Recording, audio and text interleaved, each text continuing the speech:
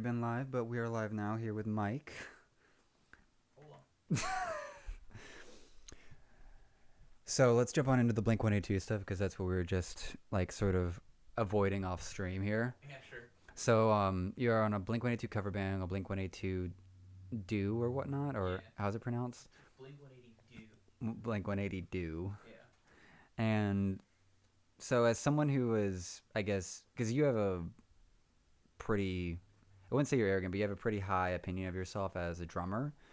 So what makes you stick around when what at least you seem to describe as like low-level drum music, I guess? Because I have like, I did trombone till like about 7th grade, and that's Right. all the musical training I have. So, I don't know, like, I started recently, like, giving myself more credit than I had been over the last, like, 17 years or whatever it is I've been playing drums. Jesus. And, yeah. Since you were 10 or something like that? Uh, Like, how old are you? Because I'm like 28. Yeah, I'm 28. So, I started playing, like, drums in middle school. Okay. But I didn't start taking it real seriously until I was 14. And like, Okay. I finally managed to convince my parents to get me a drum set. Like, they were like, toss me into it. Like, if he sticks with it, it's fine. So I stuck with it, and then like I got straight A's and whatever. So straight A's, nailing. Straight A's, learn 2 other instruments. Like my parents set out this list of conditions before I could get a drum set. What were the other instruments? Like they had you, they made you learn 2 other instruments. Like, you have to learn 2 other instruments before you can learn to play drums. Because they Like, didn't think I would do it. What other? What? Okay. I took 6 months of piano lessons. Okay. With a. Because this is a great story. This is a great Oh, story. it's great.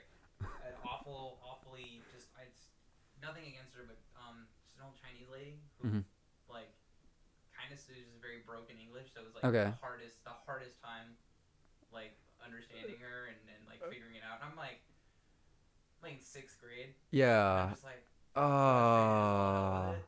And then I did a year and a half of trumpet in middle school.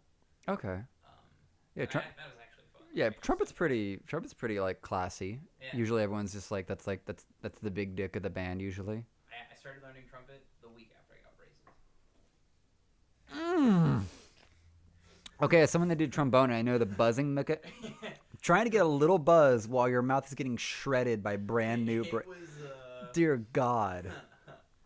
Yeah, cleaning the trumpet for the first couple of weeks was a mess. Like I just, did that. what was there like blood or just like, oh God. It was just the spit valve was, you empty that thing out.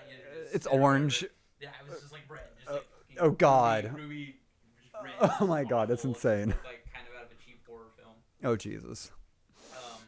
Yeah, then I had to get straight A's for like a year, and I did that, and then I got my drum set, and then my social life tanked, my grades tanked, I didn't care anymore. I was I Like you just did nothing but drums. Yeah, so I'd go to school, come home, 5 hours, 6 hours, Just- drums, just- and Wow.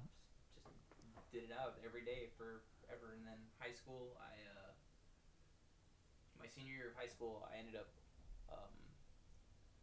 because my first high school I went to was a college prep high school. Mm-hmm. Over in Brevard, and so when I transferred high schools halfway through my junior year, most of my academic credits were done and out of the way. So my senior year of high school, I was in like 5 to 6 band classes and like an English class, Okay. and so I just fucked around on drums all day. Nice. So I was So like, did you actually graduate high school while, like, ignoring everything and just playing drums? pretty much. I just didn't care about anything else. Like I got into my first working band when I was 17. Mm-hmm. Everybody else was 5, 6 years older than I was. Yeah. Bring the mic a little closer. Trying to make sure I got this check marked off. And then I just did the whole original music thing for a million years, and then a couple years ago, a buddy of mine.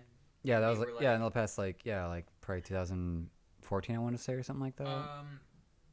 We kind of did so I was in this band, Another Close Call, for a little while, and we toyed around the idea of doing like a Blink-182 cover set, Yeah. like mixed in with our own stuff, and So we did, and then me, Bobby, and John, we called our friend Brett, who's in the band now, but he was in the band Arcadence back then, and so we were like, hey, we need a second guitar player for this stuff so that our singer can just sing, and then you can play guitar, and then John will sing and play bass or whatever, and whatever. Yeah. We did a show at USF. Nice. I think that was 2014, 2015, something like that. Nice. And then in early 2015, that band broke up. We had our whole the exact same thing that happened to Blink-182, where like our guitar player just like stopped talking to us, and we just ghosted. Like, yeah, we were just like, well, we all lived together at the time, or I know. Like 2015. Like 4 or 5 of you, or just 3 of us. Okay. No, wait. So late 2015. So about that time in 2015, me and the guitar player were living together with a couple of other people. Yeah. And John went and moved in with his girlfriend or whatever. But the guitar player just kind of kept ghosting on me and John about rehearsals and stuff, which is a whole story in and of itself. But so then me and John were like, okay, well, we're gonna do this whole Blink cover band thing. So we put out an ad on Craigslist, and like Craigslist is where you go to get other artists. yeah, I mean, honestly, before this is before like Facebook music groups really like took off. Yeah. You know, later in 2015. Is that still a reliable thing, Facebook music groups, for like, because Facebook feels like it's dying a bit, at least by mine, because the only reason I'm on Facebook at all is because of like Pseudo and JHP. But even then, I feel like I'm just doing it nominally, and it's going to be like word of mouth and just like lucky Google searches or YouTube searches that are going to do it. Yeah. So like. So Facebook, I mean, for music groups for Facebook, it's hit or miss. Like, you've got everybody and anybody can get into it. Yeah. So you're just sifting through billions of all the sand to find the one diamond. You know? Yeah. But yeah, so we put out this ad, and then my guitar player, or John was the bass player, was just browsing through ads for something for us to do. And he found an ad for somebody who wanted to do a Blink-182 cover band, and so we met with this guy, Omar, and we started up in late 2016, early 2015, somewhere around there. We played a couple of shows, and then yeah, so it was late 2015. We played a couple of shows in December. We did a video at Full Sail. We recorded like 4 songs in their live studio thing for their students as a final project. Yeah. That's what's cool. I've done that like 3 or 4 times now. Like you're just like helping out some kid with their project. It's a whole class. Okay. Their whole thing is live video production or whatever. So yeah. they have to like make a music video. Essentially, so we're on a stage and we're just playing for an hour, and they're recording it, and then they edit it down and send it. We essentially get like a free performance video out of it. Nice. With, and like, is it just do they just let you bring in your own music and stuff like that, like your original or cover band music, or yeah? So here's a question, because in this era where like there's a lot of copyright claim stuff, at least with like video production stuff like YouTube, what makes it okay for like, and also like, so like back in when I was at Valencia, like 2011-12 area, I always wanted to have, like, I've always liked hosting big social events or something like that, and I was like, well, why don't we just have like this big movie event for like this club, and then we literally find out there's literally legislation that prevents you from putting out like above a certain number of people in the audience for anything that's not like, I guess, like To Kill a Mockingbird is the movie we ended up having to settle on, because other movies, I guess, are within their copyright or some sort of legal, they're within their realm that you can't show it to more than 100 people. Yeah, so I know exactly what you're talking about. So how do cover bands work when everyone's getting extra legal these days? So that's not on us. Uh-huh. Or at least like when we're playing a venue. That's on the venue to make sure they paid their licensing or whatever to ASCAP, if I'm remembering this right. So the venue has to pay a licensure to host cover bands? It will be any sort of cover music at all. Okay. So like it's completely 100% for like royalties or whatever. It just covers the licensing. So if like say we're playing at a place that hasn't paid their license, and that video gets to a lawyer or somebody, and the artist, like some random video from the crowd or something like that. And it just comes out that venue hasn't paid their fee or their licensing fee or whatever, and it goes back to Blink's lawyers, or Blink themselves, and they want to be like super assholes about it, they can sue the venue. I think it's like up to, I don't know the figure off the top of my head. I'm gonna bullshit, but it's like 10 grand or whatever. Yeah. Just for argument's sake, they could do that. Yeah. But the fee I think is like $2,000 a year. Okay, so, but there's a lot of venues that just don't do it. Yeah, no, because it's like, why should I pay $2,000 a year for that? Like, we were gonna play this place. So there's a lot of black market. So you tell me there's a black market for cover band venues.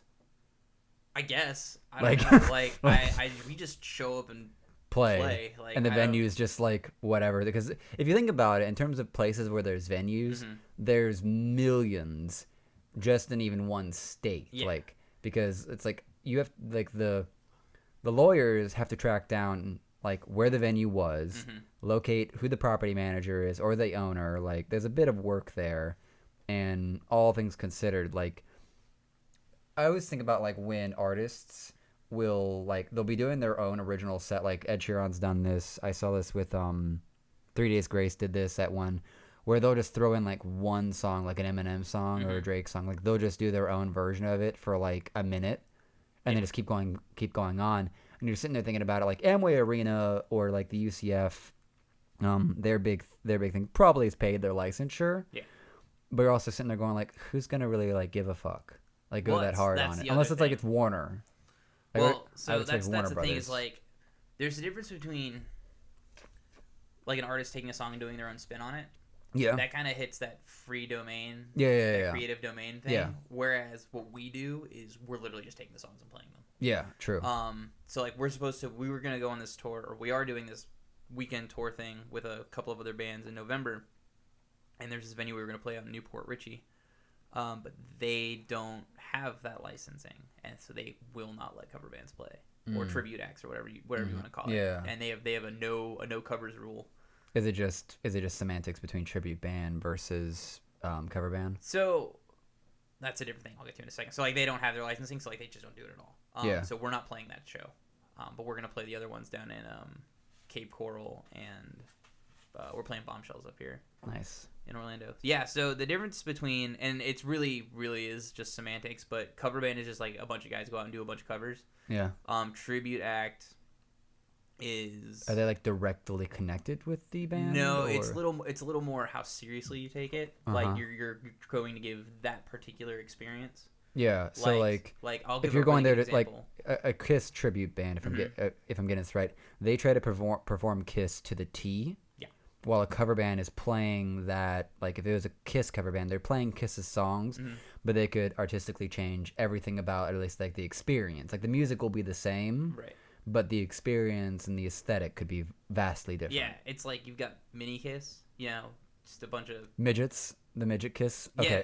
Mini Kiss, and they dress up in the outfits and they do the songs and the whole thing. It's exactly like it's cool, and I think they're even like endorsed by Kiss. I think they've got the go ahead. Or like there's another group we play with, Nirvana tribute act called Nirvana. They go like the next level. Like their singer dresses like Kurt and does the whole everything. I'd be interested in actually saying that, because like they're not bad. They're really good. They're really nice dudes. We did they were our gateway into kind of the bigger side of the whole tribute act thing. Because like, of do you want to do a tribute act, or do you like the cover band that you guys are doing now? Well, I mean, we're technically a tribute act. Oh, okay. Yeah. So, and it's kind of hard to do with Blink to do the whole tribute act thing, because it's like there's two versions of it now. Well, it's that, and it's like we don't. So Brett and John don't like get super dressed up and whatever about it. You know, we're not 3 uber skinny white dudes from suburbia. We've got. John's half black, half white.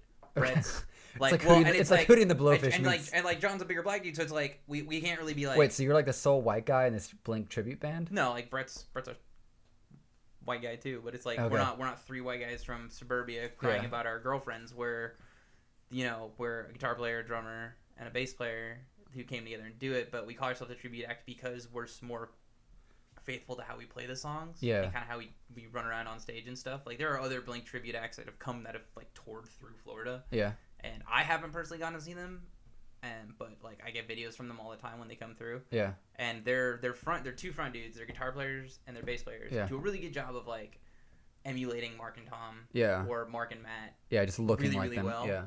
But they all fall short on drummers.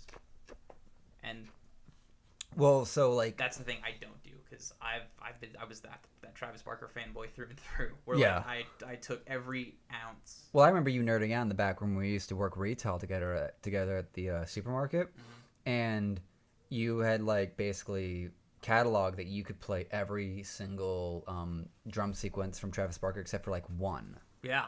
Like there was one drum sequence that was just a monster that you were just like I'm almost have it or something like that. Yep. Which all that told me was like this guy has an absurd dedication. Apparently Travis Barker is like a peak drummer by I guess that community standards, like because from the plebeian, from the regular consumer, like what you see that like what you see for drummers is either like Tool, I believe. No, it's no Rush. I think it's Rush with the like Him too. yeah, he's got like a million drums.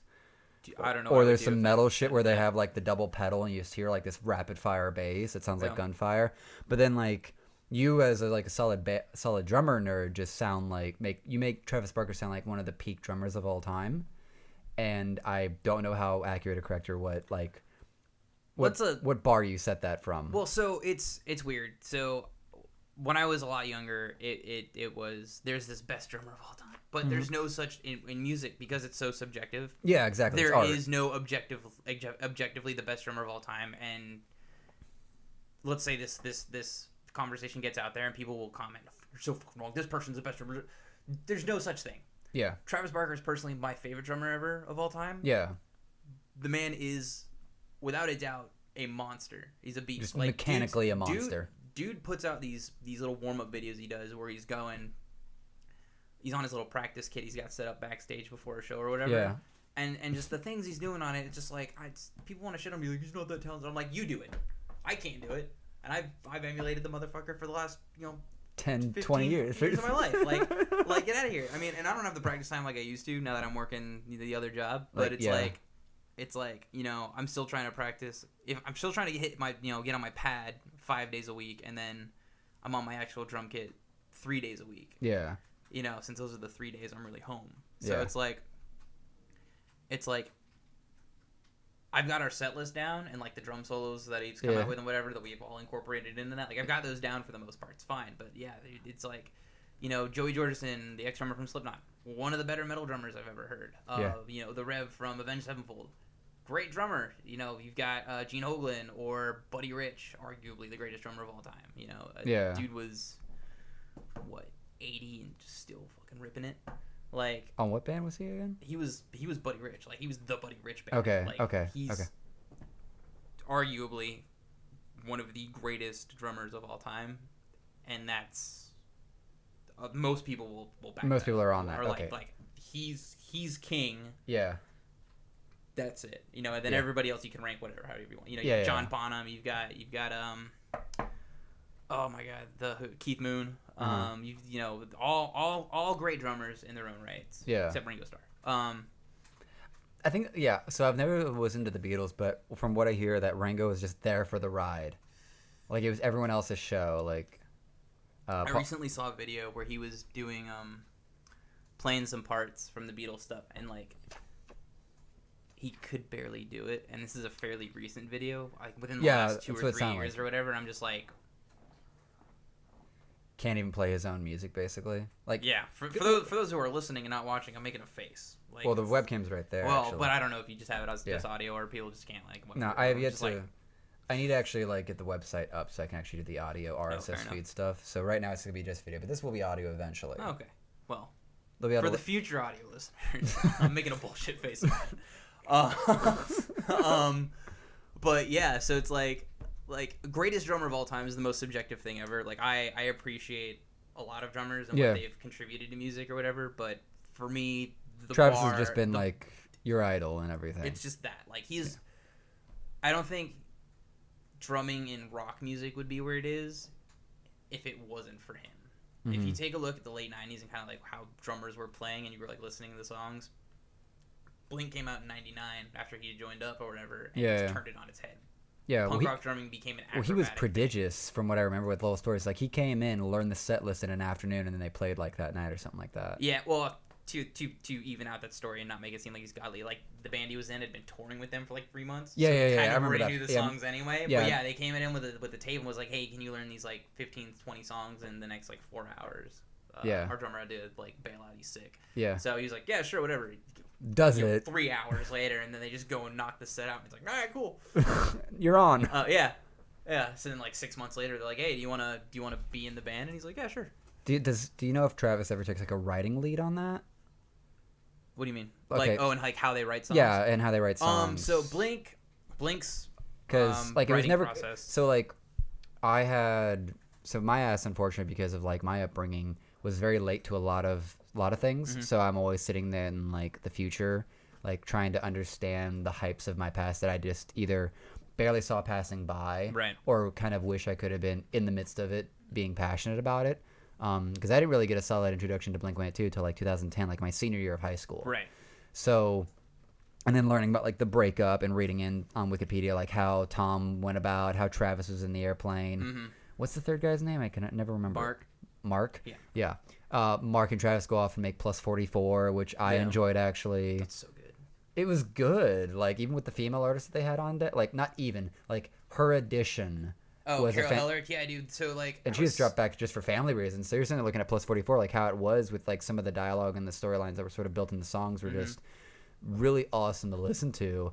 And I think so I used to work with this guy Stephen Palmer, who was a drummer, but he turned into a bass player for this band called The Passenger, who broke up back like in probably around like 2014 or something like that. But he told me how he like had gotten onto like a forum and had messaged Mark, and he'd like, "Hey, is Plus 44 ever gonna come back?" And Mark's like, "It's gonna come eventually." But I think I think that's not false, but I think that they found their other lead, and they're kind of just gonna stick on that for a while. Well, like, so what happened with Plus 44 is, so, you know, Blink broke up, Mm-hmm. and Mark and Travis were like, we're gonna keep making music. Like, whenever Tom wants to figure out what he's doing, we're gonna keep making music, but we're not gonna do it in a Blink banner. So they got together with Carol Heller, and they recorded a bunch of demos and a bunch of stuff. And her vocals are still on some of the songs on the record. Yeah, like, yeah, it's I like remember harmonies and stuff. Yeah. But she dropped out because she wanted to start a family. Yeah. Cool. So then, like, it was gonna be super electronic influenced and like whatever. And then they got him with Craig Fairbaugh and Shane. I don't remember Shane. They're two guitar players. I don't remember Shane's last name. Yeah. And then they recorded "When Your Heart Stops Beating" and put it out. And they had back in the days of MySpace. Mark and Travis had both put up pictures of them signing a contract for 2 more records with Plus 44 through Interscope. And they were gonna do it. And I think I remember reading one of their guitar players ended up having like a really serious hand injury. And that just like was going to affect his playing, and I think they stopped because of that. Yeah. I could be wrong. But, you know, then Blink got back together in 2009. Well, so Blink got back together. Was that based on like Tom just giving up like any claim he had to Blink, or like what really like started that up? Because that was Travis's plane crash. Yeah, Travis got in the plane crash in late 2008.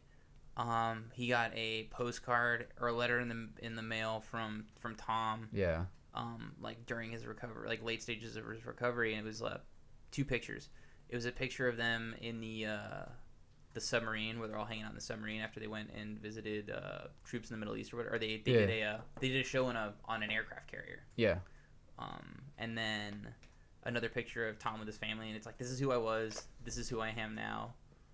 But they like opened up the dialogue. They started talking again, and they were like, "Oh, we're gonna play music again." That's when they came out in the Grammys, and we're like, "Hey, we used to play music together, and now we're gonna play music again." But like nothing really came of it. Like it was 5 years later, or something like that, and then they just still couldn't get it together. And then Mark and Travis went and got is that guy from the Arctic Monkeys? I can't remember. He's from Alkaline. Matt's from Alkaline Trio. So that it went down a couple of ways. So they recorded Neighborhoods, and that went through some difficulties because Tom wanted to record down in San Diego, but Mark and Travis wanted to record up in LA. Oh yeah. Real quick. What was your thought on Angels and Airwaves? I love Angels and Airwaves. I loved a lot of that shit. I got to see them back in September at House of Blues.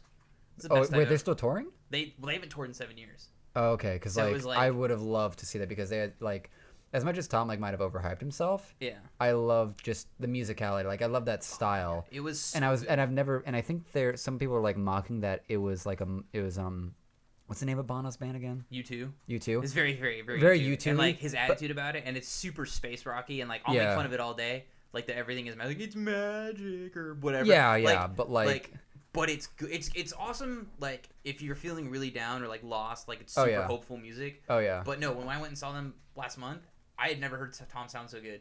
Wait, like so they're back. Yeah. Well, Okay. they've been putting out, so they put out EPs, a couple of EPs over the last few years or whatever. Yeah, for- I think I've seen a few. Yeah. But this year they signed to Rise Records and have recorded the record's not done yet, but they're recording Wow. a new record. They put out 2 songs and they decided they were going to tour. It was the first tour in 7 years, and I was like, well, I've got to see this. Yeah, And I I went. wish- I was House of Blues, managed to push my way to the front thanks to some help from some friends I had there. Yeah. Um, Wish I would have known. I'd have it enjoyed was, that. It was really good. I didn't think Tom was gonna sound as good as he did. Mhm. The man's got stage presence like it's nobody's business. Like I saw Blink for the Enema of the State tour over the summer. Mm-hmm. Which was fun. At the time, or a rehash of Enema. I mean, like this summer, like they just toured Okay. the entire, like how bands are doing anniversary tours or whatever. Yeah, and yeah, they're yeah. just playing the albums in their entirety. But is that without Tom? yeah, Yeah, it that's was what's weird. so. It Okay. was weird. Like So this is the point that I wanted to make when California came out, Mhm. and they had the new the new guitarist lead singer. When I was listening to that album for the very first time, I was like, "Where's the other guy showing up?" Because I thought it was nothing but Mark, and then I realized they sound exactly the same. very, very And similar. and I think since then I've like maybe matured my viewpoint, but I remember that old Blink-182 was nothing but Mark's vocals, Mhm. and then Tom eventually came in, and like they found some sort of like good niche with Tom's nasally style. Mhm. But then I think like for some reason, at least for me, that Tom's nasally style was like it somehow grabbed your emotions more. I think like I Miss You like Yeah. ran between the two with just like this low depressive hello there Yeah. to like the whiny like reaching of like teenage The just where angst. are you? Yeah, like that Yeah. opening just Yeah. like grabs so much emotion, especially as like a It's- teenager. And you can make so many great jokes about it too. And nobody gets mad when you make jokes about No. the "Where are you" line from Well- "I Miss You" because everybody gets the joke. Yeah, the joke is there, but I think it's one of those fantastic things that lets you know it's art, is where people will make fun of it like they would make fun of propaganda. Right. But it stands the test of time as like it still captured you, which like lends Yeah. it to having quality art pieces. Yeah, it's so good. No, so it's So them touring Enema of the State with the current iteration of Blink-182 has gotta feel so awkward, because when we and Melanie went and saw it was them, definitely off. Like I had a really good time, but it wasn't Tom When singing those songs, and it should have been. It like sounds- no, and not to like harp on Matt in any way. Like he did a great job. He was a killer performance. what's the name but, of the other lead now? The other guy? Matt. Oh, it's Matt and Mark. Matt Oh, Skiba yeah. and Mark. Yeah. Yeah. So like he did a really good job. Great, and like. He does good performance. The But problem. if you're doing the Enema of the State anniversary tour, man, you guys could have worked something out. You know what I wish? Okay, it's just okay. weird. So two things is that so when me and Melanie went and watched Blink with the California tour, we went and saw them in The Day to Tampa. Remember tour. When they Yeah, with the Day to Remember and Yeah, All American Rejects. Yeah, got to see a Day to Remember. We came just after All American, unfortunately, but I got to experience the Tampa amphitheater for the first time with the yard out back. So like we had seats like on the very back end of the actual arena, like seats. Right. And I looked back, saw the chasm, saw the forest, saw the yard, and went, "That's where the pit's gonna be." And I like to go mosh pitting. Oh man, no. So but when Blink comes on, they start playing older stuff, Mm-hmm. and Matt starts just bellowing. I'm just like, this guy sounds like he's yelling, and I'm glad he's like doing his own singing sound instead of trying to be nasally Tom. But you're sitting there listening, it's like it's not gonna hit the same chords, because like those exact vocals from Tom equal those emotions and thus the nostalgia that those should hit. Well, so recently he started singing things in his own way, and like changing Like things when up they're a little doing bit. when they're doing throwback songs. And Yeah, stuff? so like he's recently started singing "I Miss You" a little differently, and the Okay. only criticism I've really seen come out of it is he's pronouncing the H in head. It's Yed, motherfucker. Like that's the only real criticism Wait, I've seen which of lyric is that in I Miss You? Yeah, Okay. it's don't waste your time on me. You're already the voice inside my head. He's pronouncing the H, so everybody's just going there. They're going Yeah. like no, okay. The rest of this, no, don't do it. Like it's the only criticism. Like that is such a signature part of that song. Oh, you make me want to play like, that song and I just to like hear it properly. It's that's hilarious. so good. I think a lot of so do you think Blink-182 is getting a new younger crowd, or are they just pandering to like the generation that came through? It's dope, man. You see it in all their. They'll talk about it all the time in all their. Like, have you seen the kids react to Blink-182 video? Uh-huh. Did you see the Blink-182 reacts to kids reacting to Blink-182 video? No, but go on. Dude, it's so funny. So they talk about it, and they talk about a bunch of other interviews too. But it's like, it's cool because they'll look out in the crowd, and it's people who obviously grew up with their stuff, bringing their kids. Uh-huh. So they've got like this mixed batch of people at their shows. Well, they have like people in like their 30s, they have people in their 20s, they have teenagers. Yeah. And they have people in their 40s too. So they have just this huge age range of people at their shows. Yeah, if the teenagers and like young adults are there on purpose, that's really awesome. But if it's like just the parents dragging the kids along, meh. So then the question is, like, so I think we can actually probably easily say they're not blowing up like they did when they first came out. No, but they're not stuck in a generation. No, they're not like most parents most people who's got they have parents that are they have going one to see generation or whatever. Yeah, where they have one generation of fan base, and then like they just have to hope they don't. No, it's 100% multi-generational. I mean, it's like we did a show up in when we toured with that Nirvana cover band or tribute act to South Carolina. There was this girl in the front who's like 15, wanted like this is just after California came out, asked for a song off California. So it was like they have the teenage fan base, like it's there. We were just like, I'm sorry, you want to hear what song? How old are you? Should you be here? Do you need an adult? Where's your mom? We need to see your permission slip. Like we made the jokes and everything, and she was super great about it. But yeah, it's you're playing Blink, and that's the kind of fuckery they'd be on about. Like it's great. So it's like we like it's there, and people love it when we play because like we'll play everything from Cheshire Cat to we've now rehearsed a couple of songs off the new record. So like we have our bases covered. Yeah. For whatever like the whole discography. We generally try to carve out a section of the set list for like 2 or 3 songs where we'll take requests. Yeah, definitely. Because we've got that much of the discography learned. It's not original art, but that's fucking impressive as someone who did like a few like at least church level plays where I ended up becoming like a lead role and having to memorize like a 20-page script basically.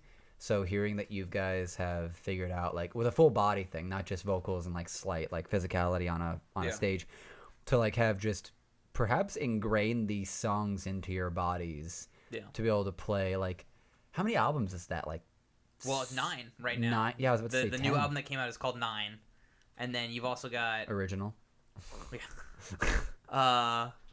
Wouldn't be my first choice, but hey, I'm not. I'm not the Grammy nominated artist Blink-182. You know what they get Grammy nominated for? California. That was their first Grammy nomination. What?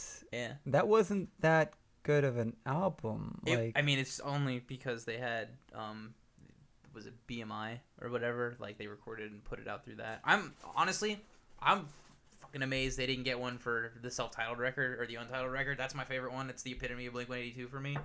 As far as things go, there's nothing better. Was it a Blink-182 album? Yeah, it was the one that came out in 2003. That's the one that I Miss You's on. Okay. It's the untitled self-titled record. What other tracks are on that album? Feeling This, I Miss You, Violence, Down, Always. Down, yeah. Yeah. Asthenia. Vacation or Holiday. That's Green Day. No, so Here's Your Holiday. That's Stay Together for the Kids. Together, that's Take Off Your Pants and Jacket. Okay. The album before that. Okay. Same tone, but yeah. Like they. That's the one serious song off Toy Patch. Nice. Well, I mean, yeah. Okay, so I think we can jump on back to Airplane. They get back together. It doesn't work out with Tom. They have one recording, doesn't work, and then they go out and they did 2. They did the album Neighborhoods. And then they toured for that, and then they came back and they did an EP they were going to put out around Christmas of 2012. So they actually did something with Tom. Dogs Eating Dogs. It is so good. It is 5 songs. No. Yeah. Where can you 5 get songs. this? Like, can you get this on Apple Music, Spotify, or anything like that? Yeah. Yeah, because like I used to have Apple Music, but like I've walked away from music because I've just become a busybody. I feel that. And I used to, so like, at least for me personally, when I'm single, I'm an emotionally like stunted giraffe.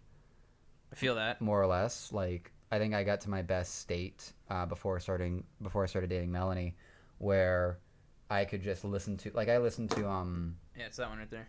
nice, where I got to listen to what was it, Panic at the Disco's like too young to die to, or whatever, the one where he's like, it's black and white. Yeah, and, yeah.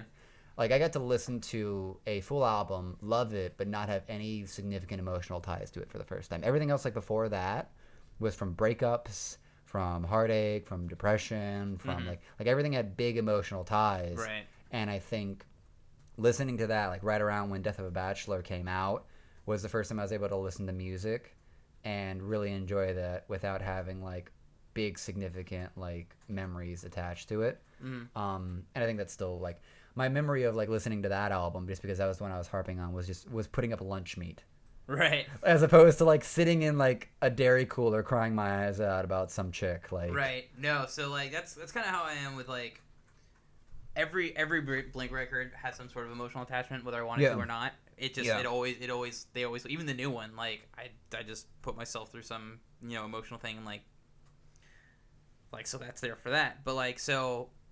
Newfound Glory or Fall Out Boy or Panic or The Starting Line or whatever. Yeah. None of that really has any like there are certain songs that kind of harp on that and like kind of pull those strings for me. Well, I think as a consumer, I've always found singles as opposed to like there's very few. I'm really sad that like as a millennial, I'm one of the few probably saying this, but it's very sad that like current generations don't get to appreciate full albums. And it's all about like singles that pop out, or they find like one little track somewhere. But when The Young and the Hopeless by Good Charlotte, that was one of the only albums. That was the first album that I ever like. I think my parents bought it for me, but I'd listened to the first like 3 or 4 tracks on repeatedly for like half of my school year back in 6th grade because Mr. Rochkin would like play it, and it'd have like the intro track. And it would just jump right on into the anthem. We'd only get as far as like the Lifestyles of the Rich and Famous. Lifestyles of the Rich and the Famous, and then it'd be time to go to second period. Right. So I got the full album, and I went through the full fucking album, and I think it started my emotional processing, especially with Emotionless, the last track, of somewhat processing as like a 6th, 7th grader, like my parents' divorce, and also grasping like big emotional things. Like I had a few female interests, but like that was the first time I listened to things and like found deep hard emotion. And like the full album like does that. Like The Day That I Die is just like spelunking nihilism. Emotionless is just like heartache, like fuck off to like the abandoning father, and then Anthem is just like fuck you. Like there's a full emotional variety, and then after that like buying albums is like too much of a gamble. And you're more like just waiting for like VH1 or MTV. Like, here's the top 20, like what you should be illegally downloading on LimeWire this week. Yeah, pretty much. Yeah, I don't know. Like, it depends on how you look at it. So like Weird Al put it out this way a couple years ago. He's like, I'm done doing the whole record thing because that's how is he gonna stay relevant like that? The people's attention span with music is so short these days. Well, there's so much. That too, but it's like. With Weird Al, he said he's gonna do songs. It's gonna be he's gonna do one at a time and put them out. Yeah. That way he can stay relevant pretty much because by the time he gets a compendium of let's say 20 songs together to make parodies of. Yeah. Nobody cares anymore. Yeah. About those particular songs. Yeah, and that's his shtick. That's his thing. I got to see him a few months ago. He killed it too. Like. Oh yeah, he's insane. Like I haven't seen him live, but he has such personality. That I would expect his live shows to just be a goddamn magician's fest. There were barely any breaks in between songs. He had a live band. They had the local orchestra in the background too. Oh yeah, he's amazing. Yeah, he's not like Weird Al strikes me as the kind of guy who is such a high energy and high execution type that he doesn't sleep. Yeah, like he just goes balls to the wall perpetually. Yeah. So, but no, dude, like I get that same way. Where, like, and for him, he needs to like make the parody of the song before it leaves the top 20. Like.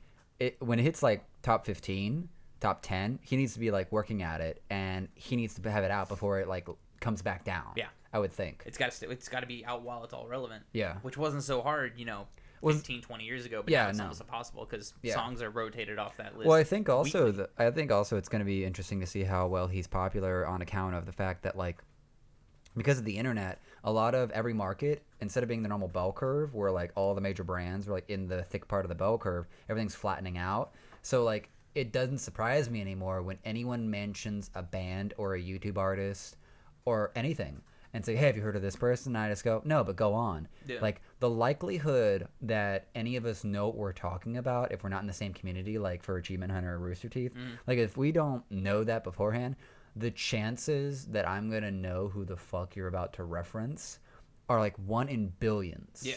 It just is. With how many YouTube channels, how many artists there are now with music. Content creators. The whole thing, dude. Like there's it's so a whole new monster. much. There's so much that like at this point I think people need to learn to just as the listener to be like, I don't know who you're talking about, but go ahead because like we do have a healthy nerd culture now, except for like the fringe as always, where we're very accepting of like letting the other person nerd out on it because like nerdism is being properly categorized now as like passion about something, which is where I now try to fuck with people and be like, no, you're a football nerd. I'm like, I'm not a nerd. I'm like, you know everything about the couple hundred players in the NFL. You're a football nerd.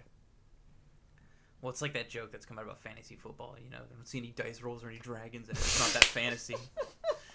There's not enough fantasy in my fantasy football. So they put like wizards and shit in there. Did you ever do any D&D? I played D&D once when I was like 13. And I think it was just a group of people. It was a bunch of my cousin's It's very friends. group dependent and DM dependent. I was out in California for a couple of weeks, so like my cousin was like, "Yeah, we'll play or whatever." And I think it was him and a couple of his friends, and they weren't fun to play with. Yeah. And I was a little different. We were back then. brand new.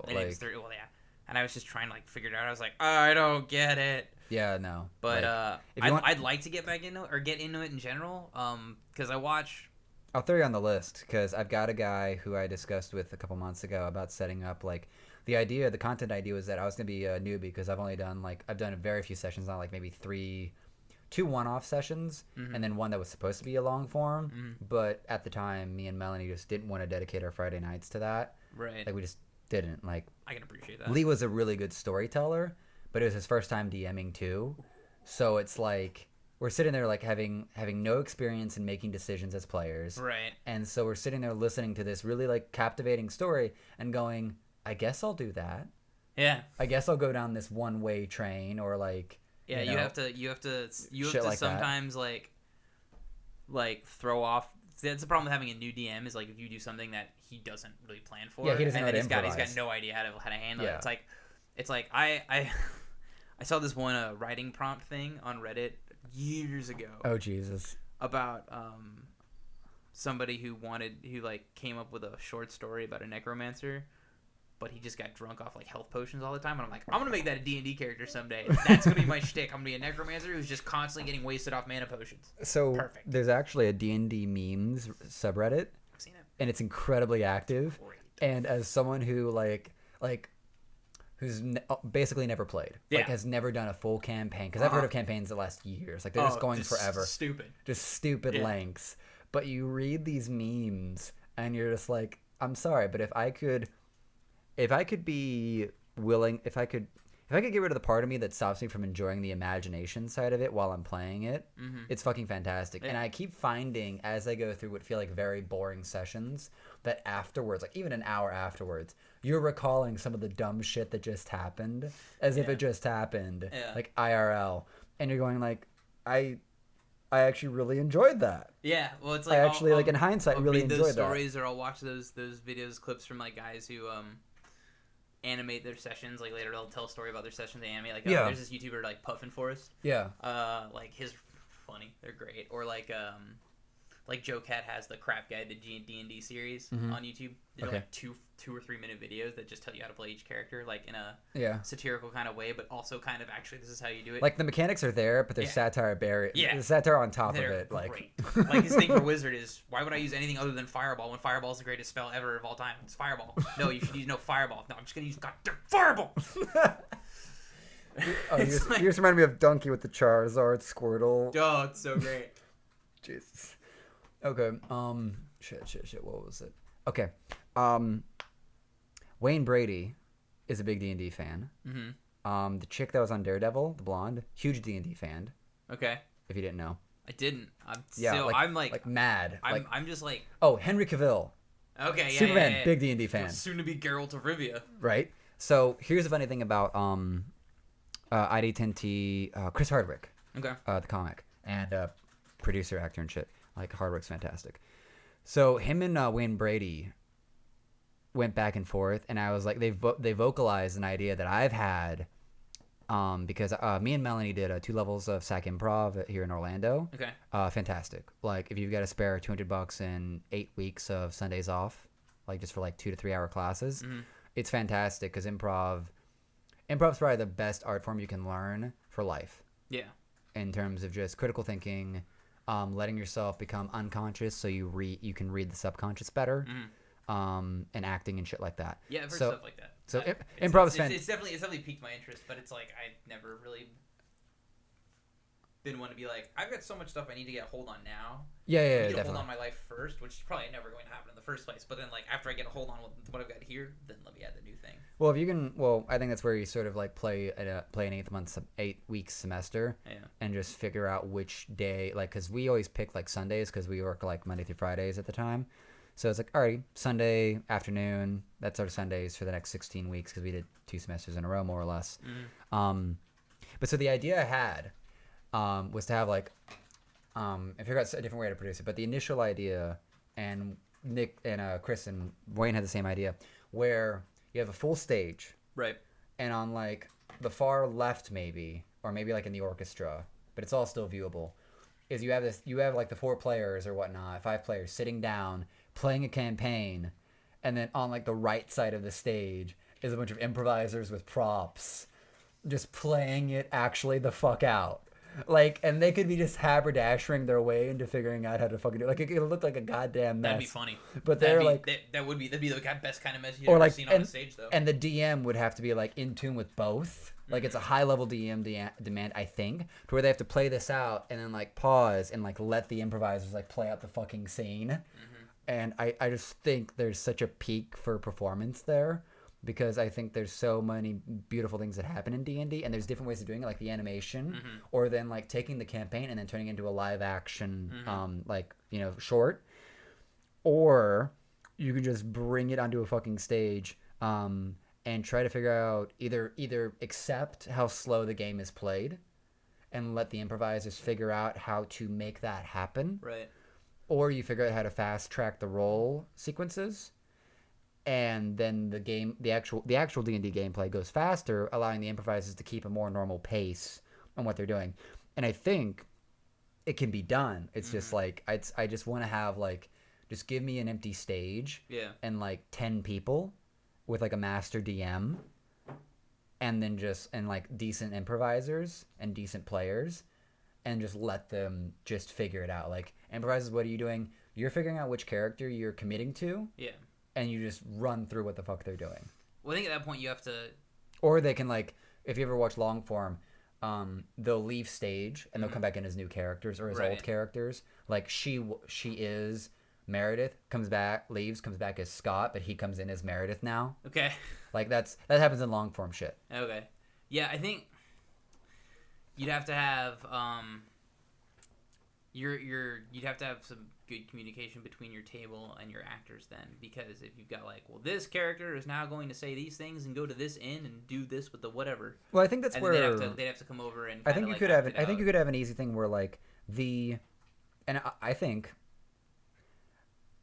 since the improviser doesn't feel like the improviser and the player have to build a relationship as they go, for sure. Which means that like, I think a relative rule of thumb, not like written down, could be like the person at the table says the intention, and the improviser has to perform it or give the dialogue. Yeah. So now like, and there's a certain level of can fuck with each other.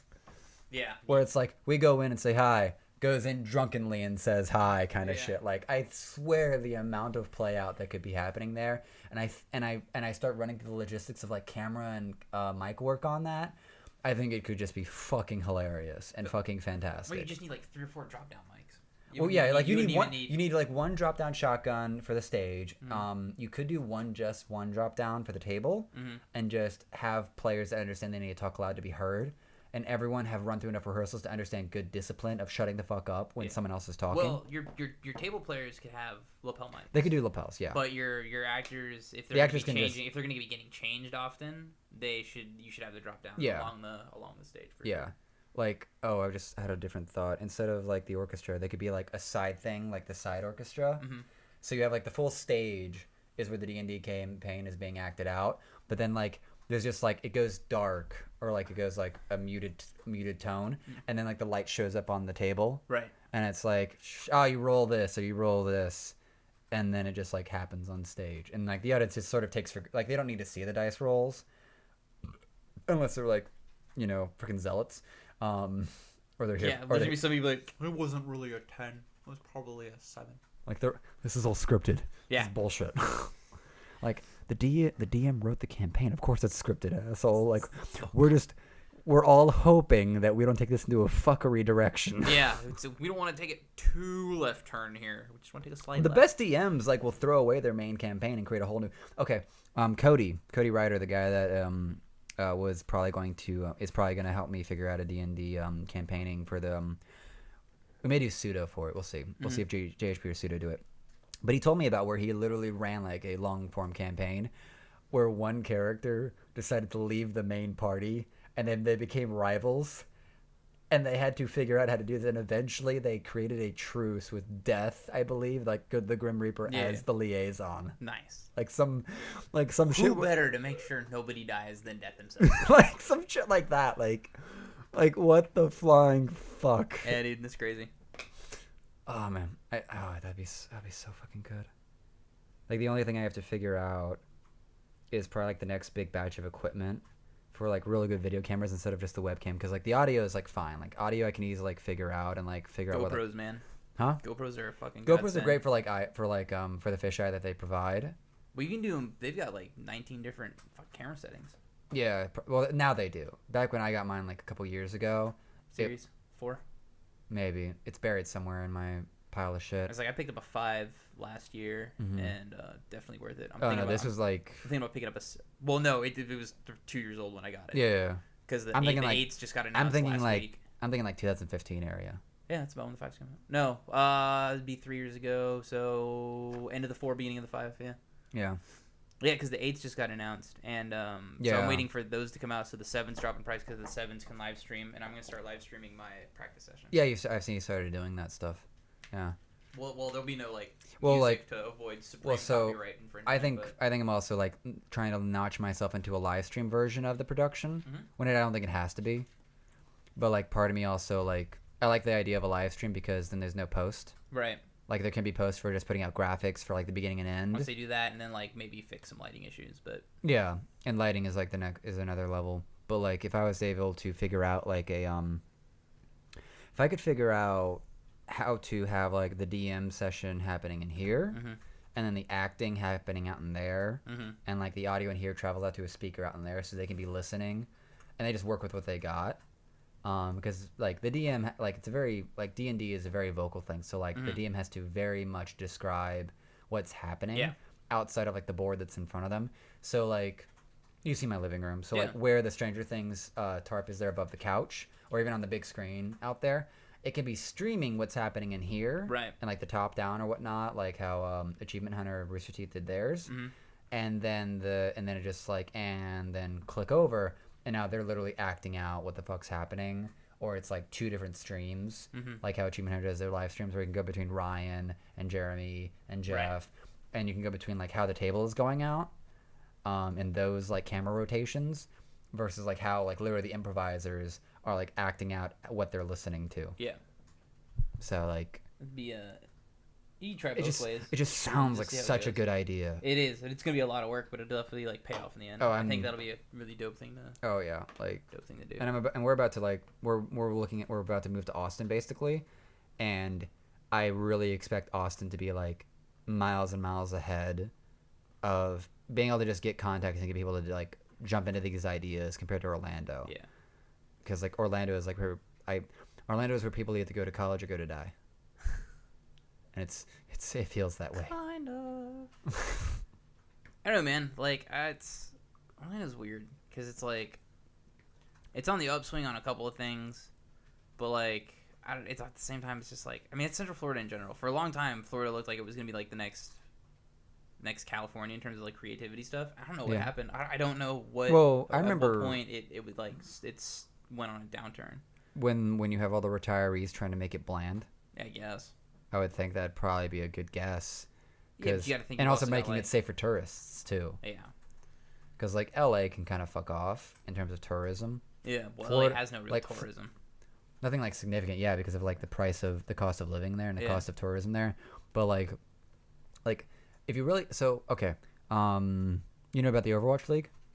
Kind of, sort of. Okay, the pro scene for Overwatch, basically. Yeah. So all but one team in there has a name that is city specific. You have the Paris Eternal, you have the Philadelphia Fusion, London Spitfire, and until my friend Evan pointed this out, Florida is the Florida Mayhem.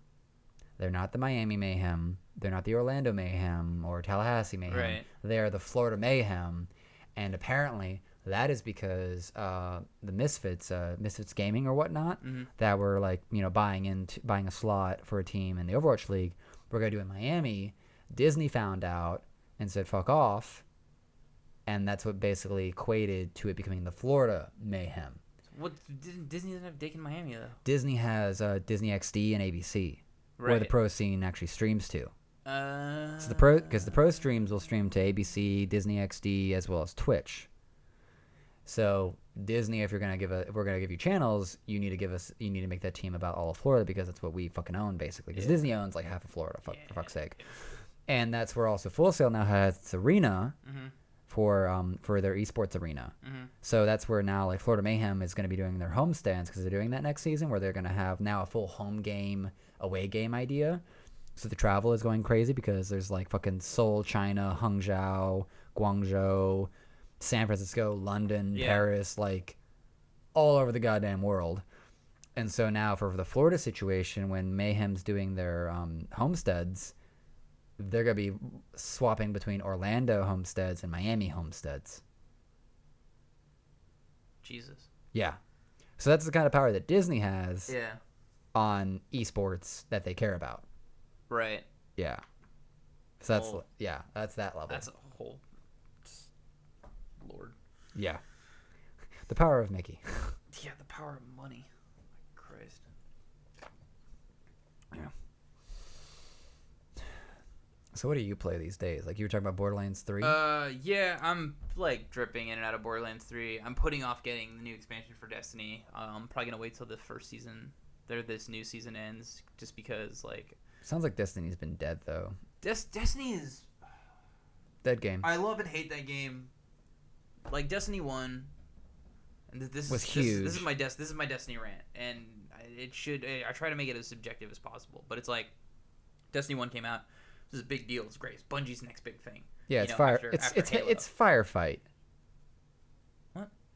A lot of what I've heard, because I never played Destiny, a lot of the main console stuff I got into was like Halo Reach. And I did Halo 4, but like fuck off by the end of that. Halo 4 so good. It got really caughty, and I was like, is that Firefight was discovered with ODST, and then it was like expanded into Reach, and then Bungie's like, we're just gonna take this really popular game mode and turn it into a full fucking game, and thus became Destiny. Ish. You can see with the mechanics, but like, I mean, like, there are it kind of sort of. So there's a lot of defend this point in Destiny. But Destiny 1 came out. It was it was Bungie's next big thing. It's really good. Very RPG. These skill trees, 3 classes, 2 subclasses in these classes. But it was like once you got to the end game, there wasn't a whole lot to do. Yeah. You could get to the end game in about like once you finish the campaign on this open world game. You finish the campaign, you finish the raid. That was it. There wasn't a whole lot going on. Yeah. And then I was like, okay, well, fine, Raid. whatever. Okay, so for raid, is this also the same as the WoW term for like a raid boss? Like you just go through this dungeon and defeat a final boss kind of thing? Is that what the raid is? Or Generally, with Bungie or Destiny raids, there's like 5 bosses. Okay. But they, there's like the mechanics throughout the entire thing, and they don't tell you what they are. And there's the race to worlds first and the whole thing. Yeah. And for me, the very first raid in the very first Destiny, the Vault of Glass, the best raid Destiny's ever had, in my opinion. Mm-hmm. Nothing has topped it. But then that came out, and I was like, all right, cool. Well, there's nothing to do for 3 months. Then the first expansion dropped, the first DLC dropped. Yeah, with the next raid, basically. With the next raid, like 4 story missions and a mini raid they call Strikes. Biggest letdown I have ever experienced in my entire life in terms of content. Was this first DLC drop? Yeah. For Destiny 1? Yeah, it's called the Dark Below. Uh-huh. The raid was fun, like getting up to the boss. The final boss was a joke, but whatever. And then, so there was that. There's nothing else to do for like the middle of May. So like a couple months? Like 5 months. Jesus Christ. Yeah, it was December. December is when the Dark Below dropped. And I think they did like a content drop, like a little patch thing. Yeah. Content drop, like between that and the new one, the House of Wolves. House of Wolves came out. They fixed a bunch of like UI issues and like quality of life issues. Well, you're like 8 months since the release of the game. I mean, they had done little ones since then, but it was Okay. Here's a whole huge thing. patch, basically. Yeah. They added a horde mode kind of thing called the Prison of Elders. Super fucking fun. Like just fighting infinite waves or what? Not infinite waves, but they were all waves with a boss. Okay. And there were 5. It could go from 1 to 3 to 5 waves, and then there was a bunch of difficulty settings to them or whatever. And then that also dropped with 2 new strikes and like 9 or 10 story missions. Okay. So it was like huge improvement over the Dark Below. The Dark Below stuff could have been in the base game, but whatever.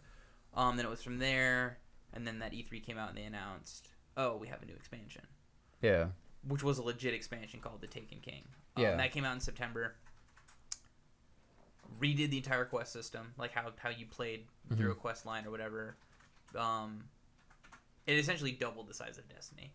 Yeah. Like, worth it. And that, for when somebody says expansion to me, an expansion to a game, I think of like old school Blizzard, like, Diablo 2 Lord of Destruction or StarCraft Brood War or Warcraft 3 The Frozen Throne, like huge expansion. Yeah. Literally more than doubled the size of the game. Yeah. So like, but that's a lot of those examples you had were Blizzard. Yeah. And Blizzard goes hard. Well, I mean, usually not very many people made expansions to their games. Yeah. Blizzard was really back in the day. I think maybe Age of Empires did it, but that was DLC then. Expansions to games like that. Yeah. So when there's always the DLC terms or whatever, but when people say expansions, like you think it's gonna be this huge thing. So when those first 2 dropped, because they called them expansions. Bungie labeled them as expansions. Bungie didn't read the market. They did not read the market. Know what they were doing. So, for the longest time, Bungie also was like, Destiny's not an MMO. Bullshit. Destiny is an MMO, and everybody's going to call it one, and you're going to need to acknowledge it at some point. They're playing some Riot shit, because like Riot Games, who does League of Legends, they have this idea that they're the industry standard. And it's like, no, you are subject to the masses. You are subject to like trends that are beyond your control, man. They need to figure this shit out. They need to whatever. Bungie? Riot, dude. I can't fucking stand League. But that's a whole other thing. Like, you play League? I've tried for a while. I gave it like a solid month and a half, and I'm just like, I can't do it. The problem with League, because like one of the things that Riot does to like try to keep like reviving interest is releasing new champions. And that just means that we're hitting like over 150 champions. So like the barrier to entry is so fucking high. Well, they had like the pass where it's like the Legends pass or whatever. You can get all Legends from here from here to infinity. It was like $150 or whatever. And I looked at that and went, no. Yeah. Well, like it's a free it's free to play. Out the game, it's free to play, and they make their money off cosmetics, but they're also sort of making their money off of your ass having to.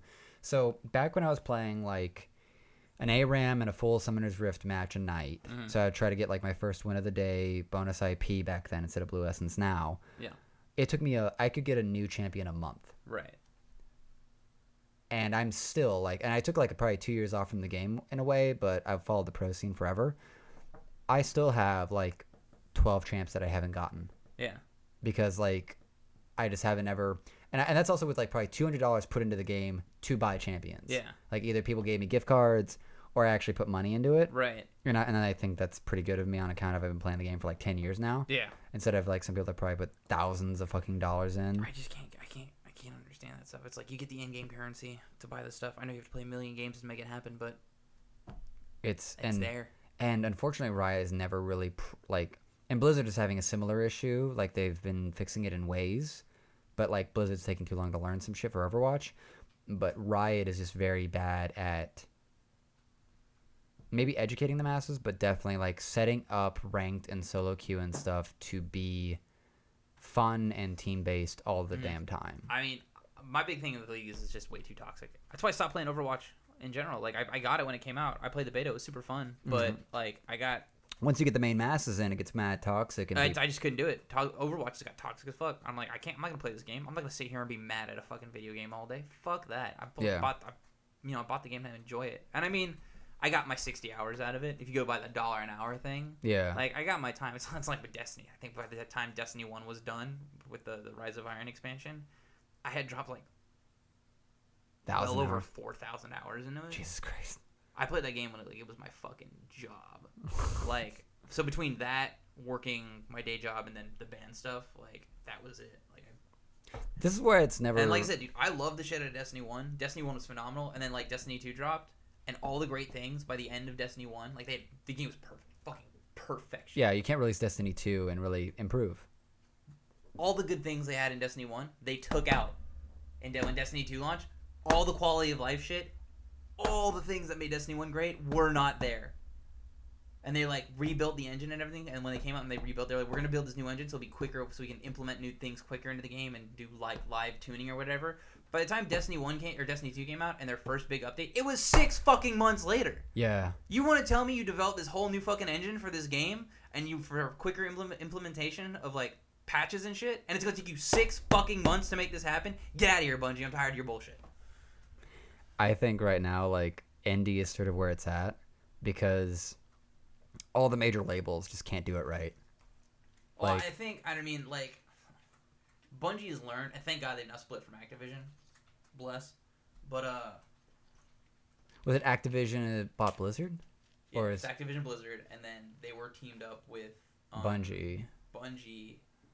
And Bungie got themselves out of it. They got an investment from I think it was some Chinese company. I want to say it was Tencent, but I know that's the most popular one, so I'm probably wrong. Yeah. But they ended up getting like a couple $1 billion or whatever, so they ended their contract with Activision and Sony essentially for the whole exclusivity deal. So there's no more console exclusives for the year or whatever towards PlayStation. Like the stuff that's currently there is going to finish its wave out, but there's not going to be anything more going forward. And now Bungie is completely and utterly independent, and so now it's like, all right, that can be a good thing. Well, that's the idea. Is it's more now that Bungie's on their own feet, we can see who was really fucking up Destiny. Was it Activision pushing the yearly monetization of things like they do with COD? Well, that's where it's sort of, would it be a far-fetched idea to think that Activision is the reason that Blizzard threw out their mobile games last BlizzCon and just basically like tanked their reputation with at least like, I guess, the American populace? Well, yeah, it's part of it. So I mean, Activision Blizzard got the that huge wave of money from Tencent. I know it's with Tencent China for sure, from China. And they, all they're doing is they're reskinning an already popular mobile game with Diablo skins. So that was it, Diablo Immortal. Yeah. Don't you guys have phones? Can't wait to see what they're gonna do this year. But yeah, so like they're hardcore pandering to China right now because they haven't broken into that market yet. And once they do, they're gonna have like hella money. There's a lot of money. Like Riot. There is a shit ton of money in China. However, the way things currently are for Blizzard, they're alienating their Western fan base. And while like I don't know, man. I don't know if it's gonna. It's one of those where hardcore. It's one of those where a business is trying to be a business in a day and age when you have to be like a cultural icon in a way. And as someone who has like been listening to certain like high profile characters like Jordan Peterson and sort of been running my own analysis for like most of my life on just always having a kind of a finger on the pulse of like Western and American culture, it's one of those where I look at a lot of the, like at least Blizzard with this Hong Kong situation, and I'm just like, you need to either make a stand for your American background for free speech, and like, because Hong Kong, by every single, there's so many parallels between Hong Kong's situation and like 1776. Like they're a British colony, and they basically like get their own independence for like 50 years or something, or like for that whole spat. Like they're a British colony, they get independence for like 100 years or something like that, or 50 years. And now China's trying to encroach, like how Britain was trying to re-encroach on the colonies, and Hong Kong's saying "fuck you" like we did with tea bags. Yeah. And like this is a very much modern day American Revolution. It's just in Hong Kong, and that's where like a lot of at least the American Western fan base is getting like really uppity about this. And Blizzard, you need to like make a goddamn decision. And Blizzard's just looking at the giant money trough that is China. Well, it's not even that. It's, I mean, the thing that's going on with China with the whole, like, they're harvesting people's organs and stuff. Yeah, shit like that too. Like that's one thing. But the big controversy with Blizzard right now is how they banned, was it Blitzchung? They banned the Hearthstone player. They also banned that college team. Was it American University or whatever? Mm-hmm. But so it was like how they came down on Blitzchung. It even says in their rules like about like what he like. I don't disagree that what he did wasn't appropriate for the platform. Yeah. However, how hard they came on him about the ban. We've seen the reverb. Like the president came out, gave him his prize winnings. He can come back and play in the pro circuit like in 6 months. And like everybody, too little, too late though. Like. And the letter that came out. That was okay. I'll say this: that letter was the most well-crafted corporate letter I'd ever seen. The problem is that it didn't pick a side, and the problem is that at least the Western populace wants you to pick a side. Well, here's the deal: that letter was also written by a Chinese company, somebody who was like fluent in Chinese and like how the language mannerisms are. Came out and picked it apart and said, "These were written or how a Chinese person would translate English." So, like, there was a back and forth probably between Tencent and Blizzard. Yeah. On and how the president letter should be written. Yeah. And so the Chinese. And so it came out, and then you even look on Blizzard's what China's version of Twitter, I think it's called like Weibo or something. Yeah. It even says we would never disrespect our country like this, and it's all in Chinese. So like, their letter to the Western populace is bullshit. Like I haven't seen a bigger pile of bullshit. And like I've stepped out in fucking cow fields. Like like it's a farce. It's bullshit. Like the whole letter is just to like because they had to put something out. It means nothing. This is a slow China invasion right now. In everywhere, there's a lot of companies doing it. Like Apple's now under fire. Yeah. Google should be under fire. Like Google is just trying to exist on its own. Like Google and Disney. Google's building their own fucking is building China a search engine. That's like going to be censored and stuff. Yeah. So it's like Apple's has backpedaled on their shit. Who else has done some backpedaling on a lot of their stuff now? I think right now the greed-based culture that came with the capitalism setup. Oh, that's 100%. Like, because everyone always wants to harp on capitalism. And I'm just like, don't harp on the gun, don't harp on the hammer, don't harp on the car. All things that can do a lot of damage. Harp on the culture that sort of is being promulgated. And I think this actually, like, in a long reach way goes back to when, like, the CFO of, like, GM or whatnot, or IG, not IG, was it GE? Yeah. Started pulling out the whole idea where you fire the bottom 10% of your workforce every year. And now you create a distrust. So it's all me, which makes it a sort of a greed-based culture. Yeah. And now we're sitting here, like, 50 years later, the greed-based culture is still there. Capitalism is the most corrupted version it can be. In terms of how it treats the environment, how it treats its people, and how it treats like the ideals of the country and these companies were born in. Yeah. And now they're just like, I just want to get that China money, and China's just sitting there going like, easy corruption. Yeah. Well, they're getting their hands into everybody's pockets. Yeah. And for lack of a better term, everybody is becoming in one way or another China's sock puppet. Like you look at the thing with LeBron James right now. He came out. Oh, you're gonna love this.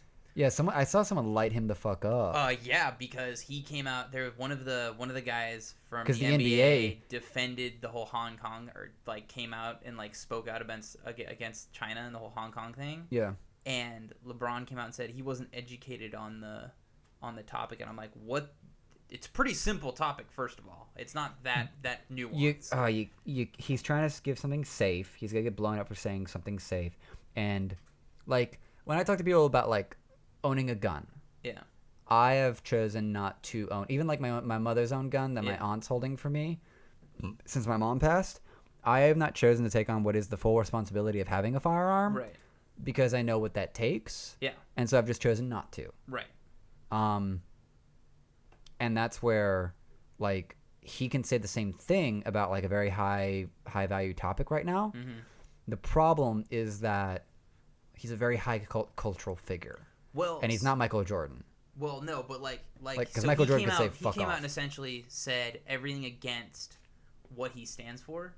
All the things he said about, like, you know, you gotta like respect people and blah blah blah blah Yeah. blah, blah, like Yeah, high tenets of what you look Yeah. for in like a cultural icon. yeah, He pretty much just turned around and kicked that shit to the curb. yeah. He defended China because What, you think the NBA like goaded him or what, or prodded him? no, he did it on his own. He's LeBron fucking James. Nobody makes him say one thing or the other. But he came out and got stupid about it because if he came out and shit on China, he would lose all that Chinese money Yeah, that, you know, goes towards the shoes Nike. and the merchandise and all that shit. Yeah. That's where he gets his fucking money from. He doesn't Yeah. get all his money from Well, playing he's- in the yeah, NBA. well, He that's- gets his money from his sponsorship and merch deals. yeah, So, like, instead of taking a bit of a hit to his bottom line, yeah, he's said fuck it to people. yeah, And it's like, and that's why everybody is all of a sudden shitting on him. yeah, yeah. That's the simplified version. That's where, like, I have to give some credence to like a mother figure of mine who's always like hated LeBron James because he's like, she always saw him as like sort of a crybaby and some like, and that's a very low level insult. It's not a very hard like critique of his character, but it's one of those where like there's certain things he does that doesn't either respect people, that doesn't seem as fully wholesome and well thought out as it should be for someone that is in as significant of a cultural icon as he is. Like and he's never done the job of simplifying his image.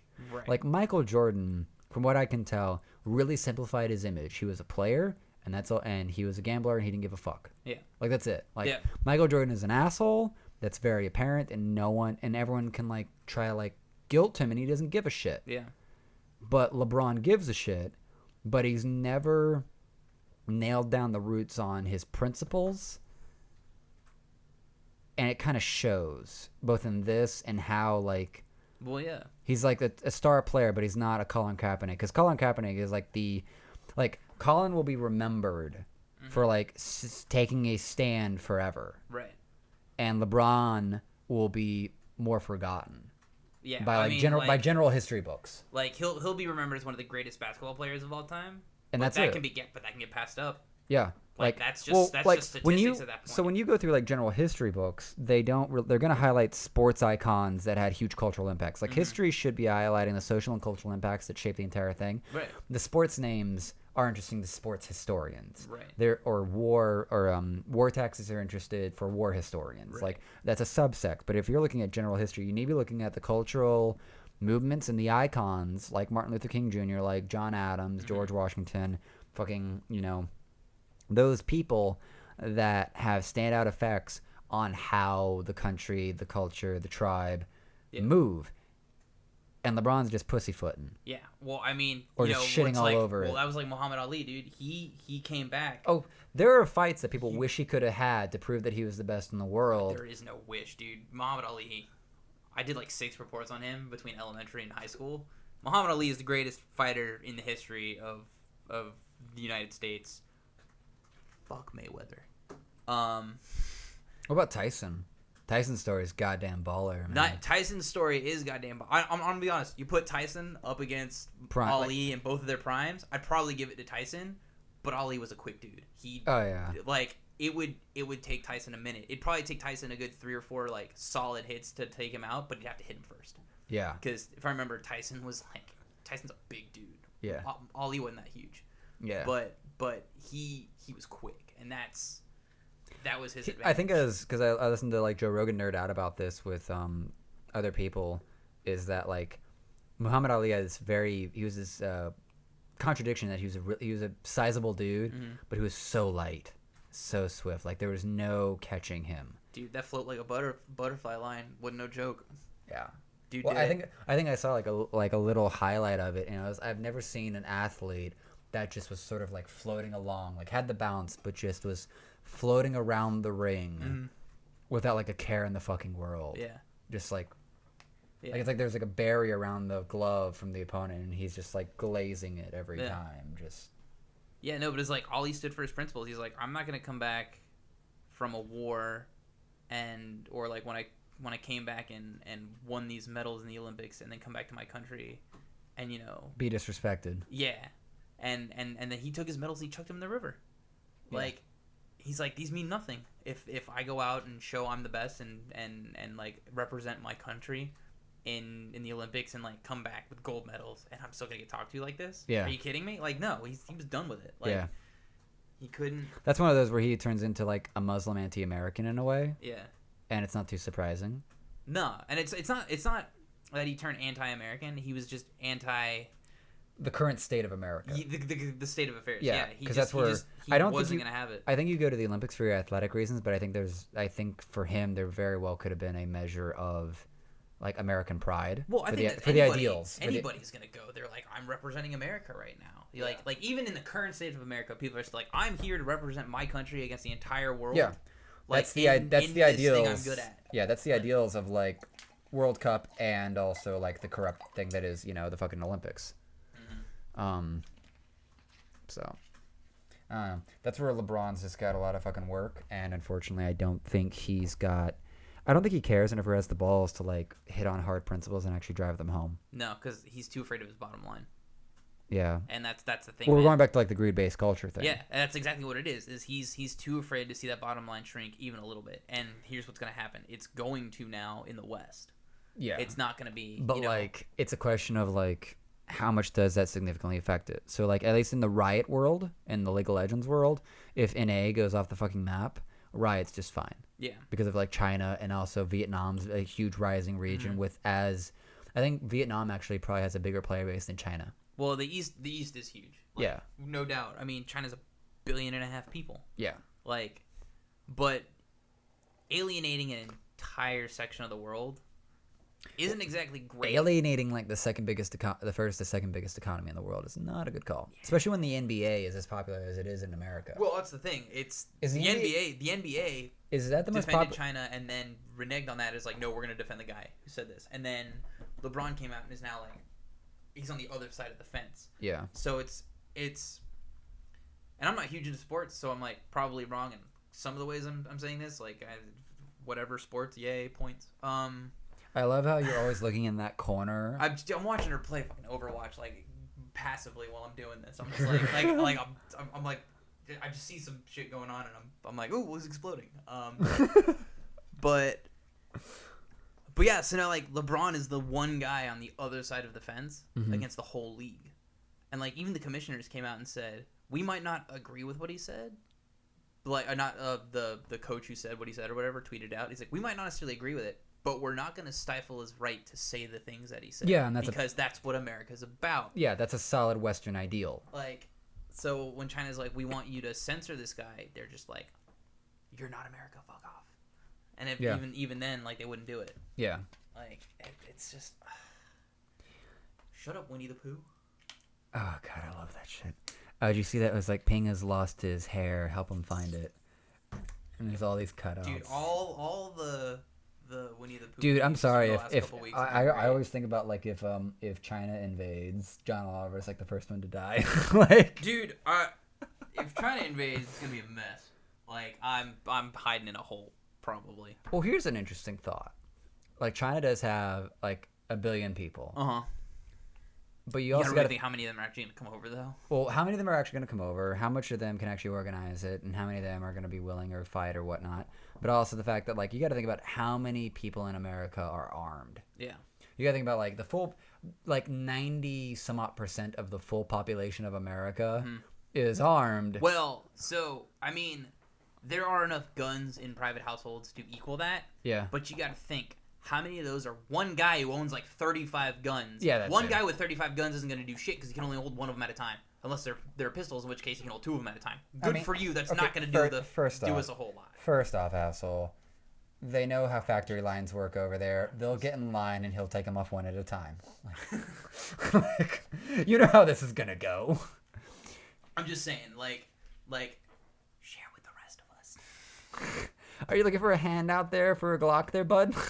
No, I want a fucking rocket launcher. Let's be real. Oh, God. What a real man's weapon. I'm That's thinking, gonna I'm thinking of some of my later. Marine friends be like, fucking pleb. List off some real weapon or some shit. Give me a grenade launcher. Look, I'll be honest. You know what? Snipers are great. I like explosions. I want to hear the boom and see the chunks fly. That makes sense as someone who puts out booms all the time with your drum set. And, Basically, you know, like, I like loud explosions. I make them. I want to make them with my weapons. I like, let's just attach. We'll trigger one to each of my drums, and we'll just set it up outside. And then as soon as I'm going, So here's a question then: are you the guy? So in Lord of the Rings: Two Towers, are you the guy that makes the bombs, or are you the guy that runs in and blows up the fucking wall? That's a good question. Oh. I will make the bombs and then I will place them in the freaking little drain. Yeah. And I'm just gonna run at it, hope I survive this fuckery. Pretty much, man. That's I've never thought of it that way. Do you make them or do you bring it up? I'll be honest. I'll probably make them first. Let somebody else do it, and once I figure out just how safe it is, then I'll start doing it myself. It's like I need some idiot to test run this shit. Yeah, pretty much. Yeah. Do you die in the process? No, then I will start doing them. Monopolize the trigger. Yeah. It's Oh, bless. Oh, I haven't watched that movie in forever. They're on Netflix now though, so I can. Yeah, they're back on. I just finished all the audiobooks actually. Oh, nice. Like I've listened to Hobbit and then the 1, 2, 3, and I haven't read those since the 6th grade. Dude, I will say like, so there's actually studies to back this up, but it is weird to me now that I've really gotten into audiobooks how well I recall them, and I recall them almost in the same way I recall reading books. Mm-hmm. And like they did a study on this with like college students to where like here's the textbook, half the class is reading it, half the class is audiobooking it, they score the same. Yeah. So and that makes sense if you think about oral tradition in like ancient like culture, because oral tradition works as much as like modern society wants to discount it. Mm-hmm. Oral tradition works in that there's a reason it's still around. Yeah, it's highly disciplined. Yeah. Like there's traditional cultures from like I want to say Aboriginal, but like Canadian those Indians up there that I can the Eskimo like the native the Inuit, not the Inuits. That's Alaska. That might be it. That's Alaska. Yeah, and but Alaska, Canada, like same sort of like land mass. We're sorry. Anyway, those traditional cultures have stuck around. I think Jordan quoted like it's several thousand years. Yeah. They've been doing the same thing for several thousand years. Yeah. It's like because they have ingrained tradition with and oral tradition is like this is your life. It's memorizing this shit. So what I'm thinking, what is becoming sort of apparent is that audiobooks are as, if not better, than like physical books, because we actually through how evolution and how our cultures and everything sort of went, we are as, if not better suited for audiobooks than we are for like written literature. I'd agree with that. I listened to years ago. I downloaded and listened to a metric butt ton of Star Wars audiobooks. Ooh. And like canon and off canon stuff? Well, it was 2013, 2014, so it was just after Disney took over. Yeah. So they hadn't quite like revised the canon yet. Yeah. But I know it was being discussed. So retcon. So they could make the new movies, which is fine. Like whatever, everything that's in Legends and a lot of stuff that's in the Legends canon is getting brought up into the current stuff. Yeah. In its own way, which is fine. Like Darth Bane, like I've listened to the 3 Darth Bane novels. Amazing. Some of the Old Republic stuff, the Plagueis novel, the Kenobi novel, like all that stuff. The Birth of the Jedi Order stuff I listened to. It was really good. Like, and I remember most of it. But yeah, like I agree with that. Like I remember most of that stuff, and I listened to it while I was playing games or going to bed or whatever, or even while I was practicing drums. Like So it's a good way to like. Well, that's sort of where I get cultured while you're still doing other stuff, so you don't have to be bored sitting in a corner reading a book. Yeah. I have a really hard time doing the thing with reading is that it's a fully engaging thing to do.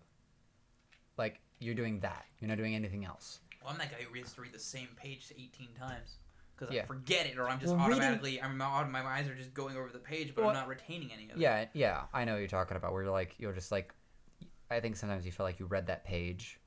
And then you're like, I'm going to go to the start of this page. And then you like read it and you finally read it and you're like, oh, that happened. Yeah.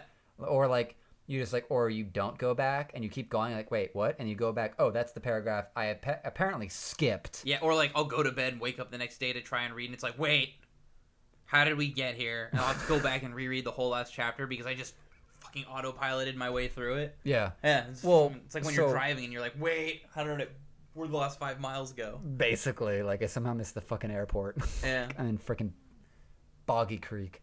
So the audiobooks, and obviously by audiobooks like the full books, way richer than the actual like movies. But like going back and watching the movies, Peter Jackson did a fucking fantastic job. Oh no, the Lord of the Rings movies are probably peak adaptation cinema. They are. Like there's nothing that is done better other than maybe the first Harry Potter film, but that's the only one. Yeah, and that's where because like, there wasn't so much. So they had to adapt. actually, have you ever read any of the John Green stuff? Like Looking for Alaska, The Fault in Our Stars, Paper Towns. So John Green's actually had a really good decade in a way, because The Fault in Our Stars came out on book. Like he published that, and it blew the fuck up because it's a whole cancer story, more or less. That was 2013, 2014? Yeah. The movie came out? Way back when I was dating Emma. Yeah. Way back then. Somewhere around? Yeah, so read that, cried. The movie comes out. Dude, I bawled my eyes out on that fucker. I heard that a lot of people did. Yeah, That's no. why I stayed away from it. I'm like, I don't need to feel that kind of emotion right now. It's like Bridge to Terabithia. Like, I don't need that. No, Oh, I'm no. good. I'm good. I've got that once. I've had that once in my life, and I don't. Okay, so that is where. So Melanie loves to watch Queer Eye. Okay. Okay, and I hate to watch Queer Eye because I don't want to have emotions. Yeah. Like, It's like I don't need that shit right now. like, I'm good. and I've had my decade-league quota of emotions. yeah, like I come back when I'm I 30. like the stability in my life, and going and watching that and having all these emotions. That's not on my grocery list. Like, and I'm all about exploring emotions and everything like that, and being like healthy on that shit. But sometimes, like, I just had a sandwich. I want to go play Overwatch. I don't want to sit here and cry about this guy who has been self-titling himself a dwarf because he has a bad self-image. And the fucking black guy takes him to this dance studio. Instead of learning any dance moves for, like, the wedding, takes him, like, looks in the dance mirror. Here's a marker. Here's all the positive things that people say about you. Here's all the negative things that you say about yourself. Get rid of them, kind of shit. Like, shit that you're just like, that's the most magical shit I've seen in, like, the past, like... And it's real, because it's not like in some fantasy movie. Like, it's it's reality TV, though, somewhat kind of produced, but it's like, that's a thing, and, like, that's a person feeling feelings, and I don't want to be here for this, because I'm uncomfortable. Yeah. It's not explosions. Yeah. But, like, yeah. So, that's where I will say, like, if you actually ever do land, like, I will say the Audible, like, subscription thing. Shout out, I need sponsors. The Audible subscription game is actually really solid on it. It's like $10 a month, right? Yeah, something like that. The fun thing about it is, so like you only get like one book a month basically, and like these two. So you'll get like at this recording, as if I'm not mistaken, you'll get any audiobook credit. It's a credit, which means you can kind of get anything you want. So if you land like a $40 book, you're basically like getting twice the value. And then you get two like Audible originals, which are these other like side novels or stuff like that. I haven't tried them out, but you know, it's a novel. It's either hit or miss in a way. But I will say that like the depth is fantastic. The adaptation was fantastic for Lord of the Rings. And there's certain things that I've noticed as I've been going through, at least when I went through Two Towers, where there's certain call-outs to things that are like major things. So like Rohan, the horse country, it's called the Mark. Right.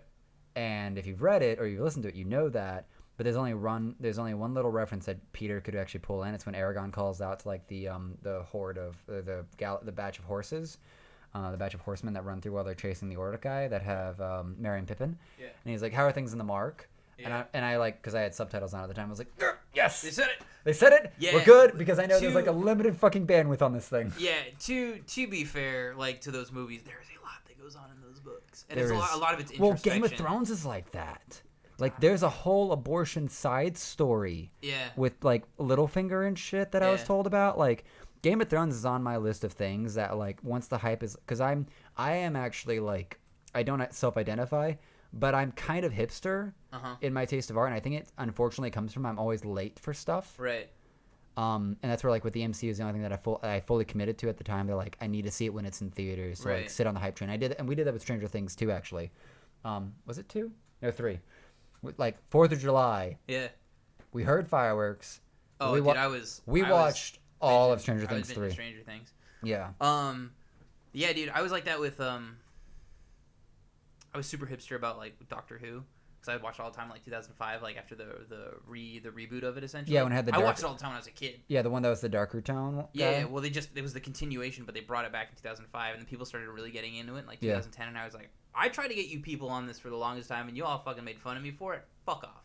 Yeah. Eat my dick. Yeah. And then like, I'm trying to get on. So I'm eventually going to read the Game of Thrones novels. Eventually, I'm gonna get to it. I keep telling myself that. But what I want to get to before it comes out on Netflix is I want to read the first Witcher book.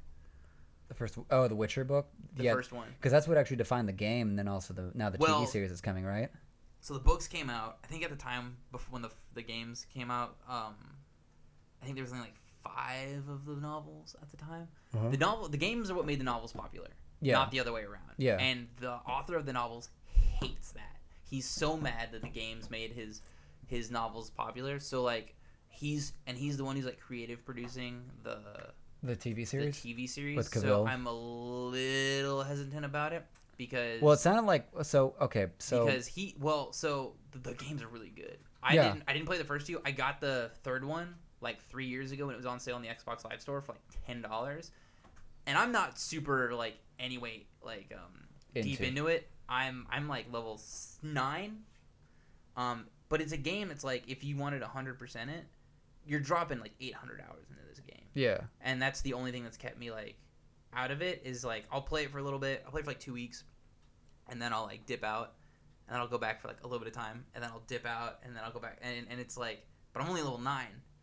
There's so much going on in this game, and it's like, so I'd like to read at least the first novel, because there is this whole like universe, like political nonsense that's going on in the middle of the third game that started off in like the first game. It's just carried over, and it has, and also some of the actions you carried out in the second game are carrying over to the third one. And I'm just like, this is really cool, and I really, really want to get into this fantasy universe.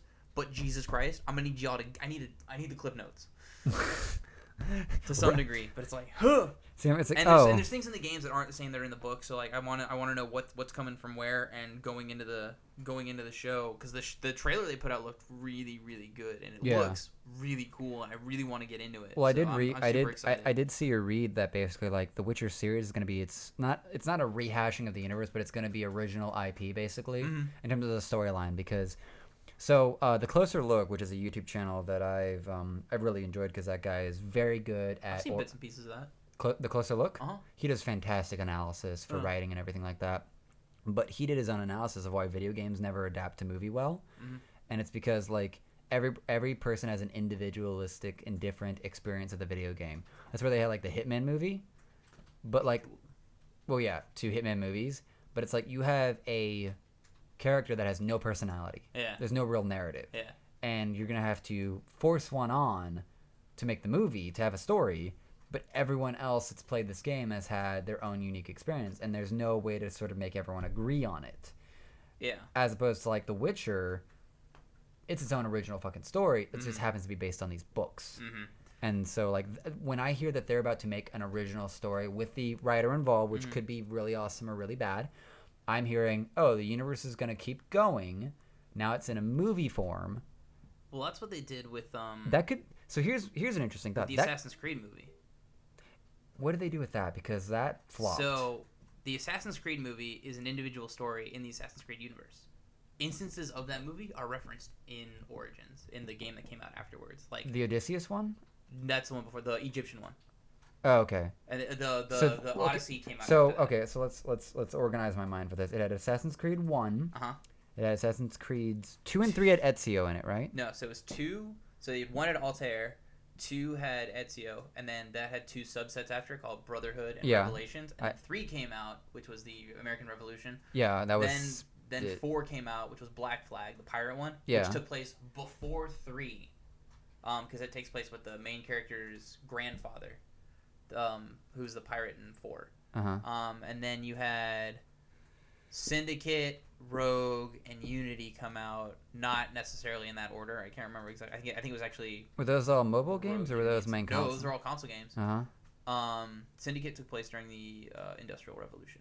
Okay. Rogue and Unity took place around the same time. Unity was in France. That was the multiplayer one that came out. That was 2013.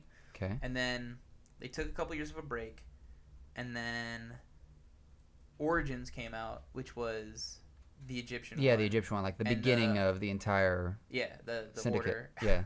And then Odyssey came out, but that takes place before Origins. Yeah, but Odyssey, like from just like even just Donkey's reviews on that was just a goddamn trash fest.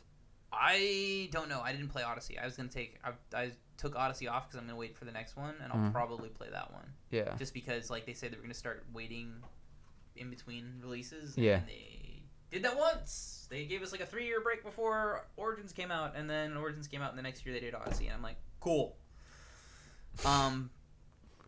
But Odyssey was alright, or Origins was great. I really liked it. I didn't finish the second DLC, but like I had a great time. They added the whole exploration mode where it just takes out all the enemies. And you can just go explore places, and there's a narrator telling you what's going on, so that you can explore ancient Egypt, and it'll tell you where you're. It gives you all this historical information and stuff like that. Yeah, just like you go to the pyramids of Giza, and it's like these are the Great Pyramids. This one was for this. This one was for this. This is the Sphinx. This city here had this, and this, or whatever. It's like really like this particular region worshipped this particular god. Okay, like, so two things really that came to cool. mind, two memories that came to mind was when it was like on off topic, and Michael was explaining how like he's playing Origins. And Lindsay's playing Origins. He looks over at her screen, and they're both climbing the exact same pillar at the exact same time. Yeah. Like, what are the fucking odds?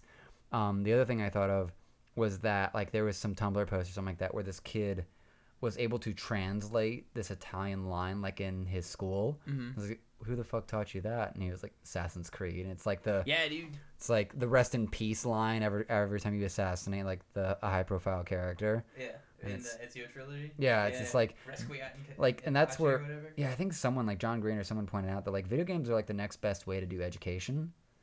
It's crazy that the exploration mode that they did it in Odyssey too. So you can go to ancient Greece and like or all the Peloponnesian islands or whatever. Yeah. And it'll just give you all that. There's somebody narrating all this stuff for Yeah. you, or you can just go and like click on it and it'll give you this wall of text that you can read about. Yeah. It's awesome. I think it's the coolest thing they've ever added to these Assassin's Creed games, and I'm really really stoked they did that. Well, that's where one of those things where like people have a natural affinity to like get the full history when they're interacting with it, and in the video game you're interacting with it and you want to have a full understanding of it. Like people are far more interested in history than they want to like say they are, because history has always been that bland, like, you know, fucking high school setup with like, you know, $2 fucking desk sets and a whiteboard and a teacher that hates their job. Yeah, well, I mean, and I think could hate their nobody job. likes the broad set of history. Everybody likes their own particular section of it. Well, that's also the thing with math. Math extends out to like geometry, trigonometry, differential equations, architecture, and shit.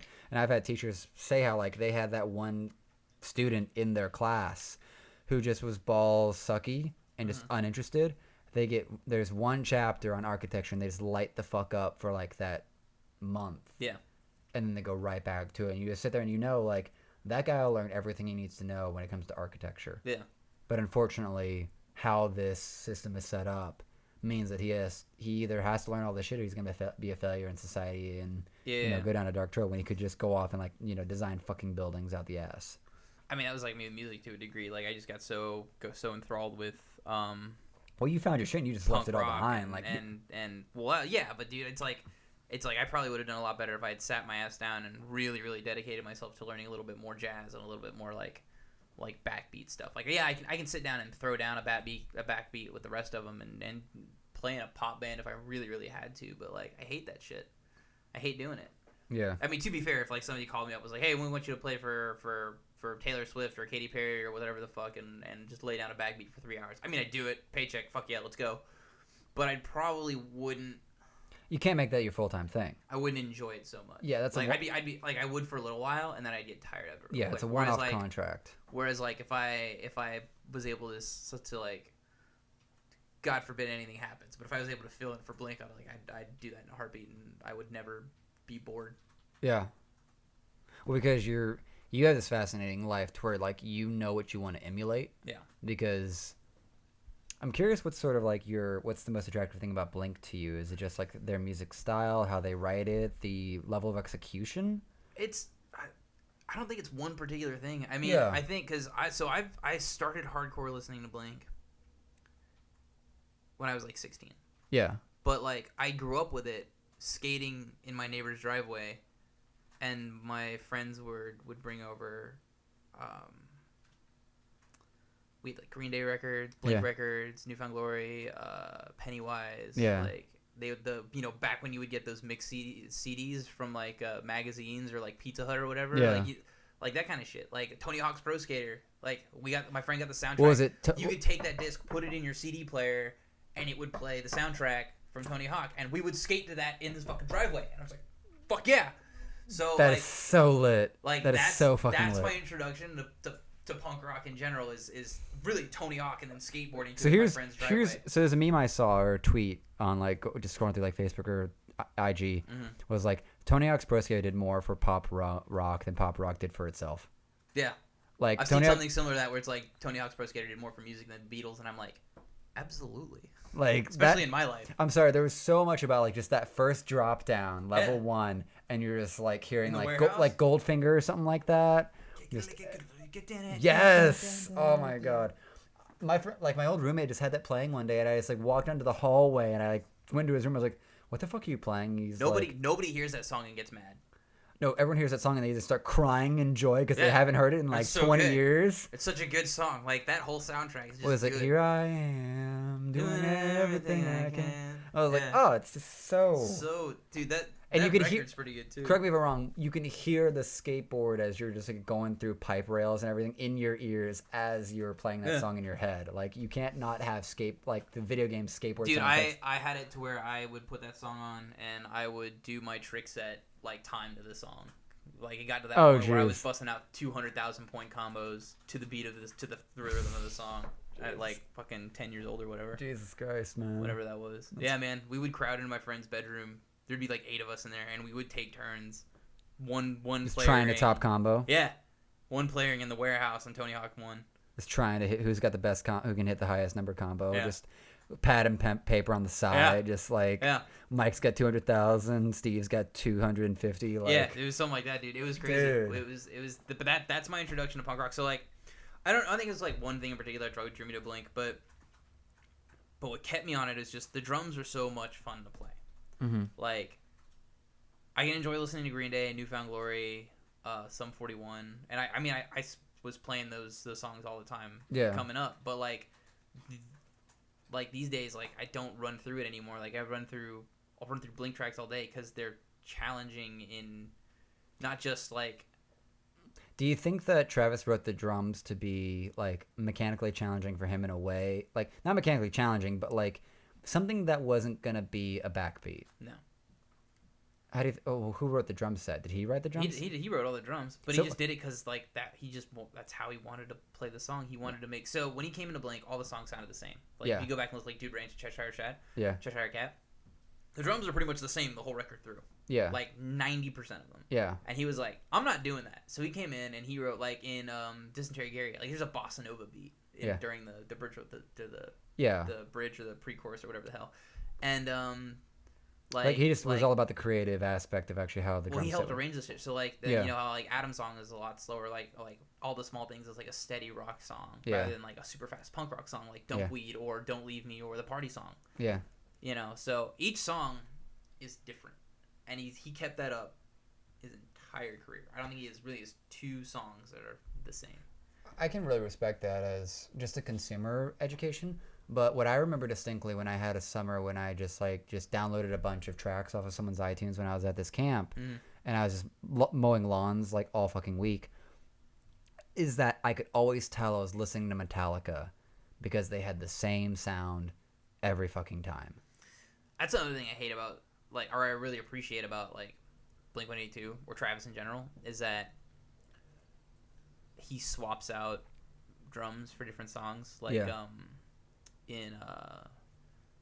you go back and watch some of those YouTube videos from when they're recording the self-titled record, and there's this one shot where it's facing him, and he's playing, and on the wall behind him, there's, cymbals lined up, drums stacked, different sized drums stacked all across the wall of this house they're recording in, and it's they're swapping drums out to get different sounds off different stuff all the time. They're putting stuff on the heads to get different sounds, using small drums, big just trying, experiment. Small drums for verses, big drums for choruses, drums for choruses. While Rush has the one guy that has like 300 drums, how many drums does that guy have on his set? Dude, I don't know. Neil Peart has Like, but so Before he retired, his drum set is crazy. It's got an electronic kit built in.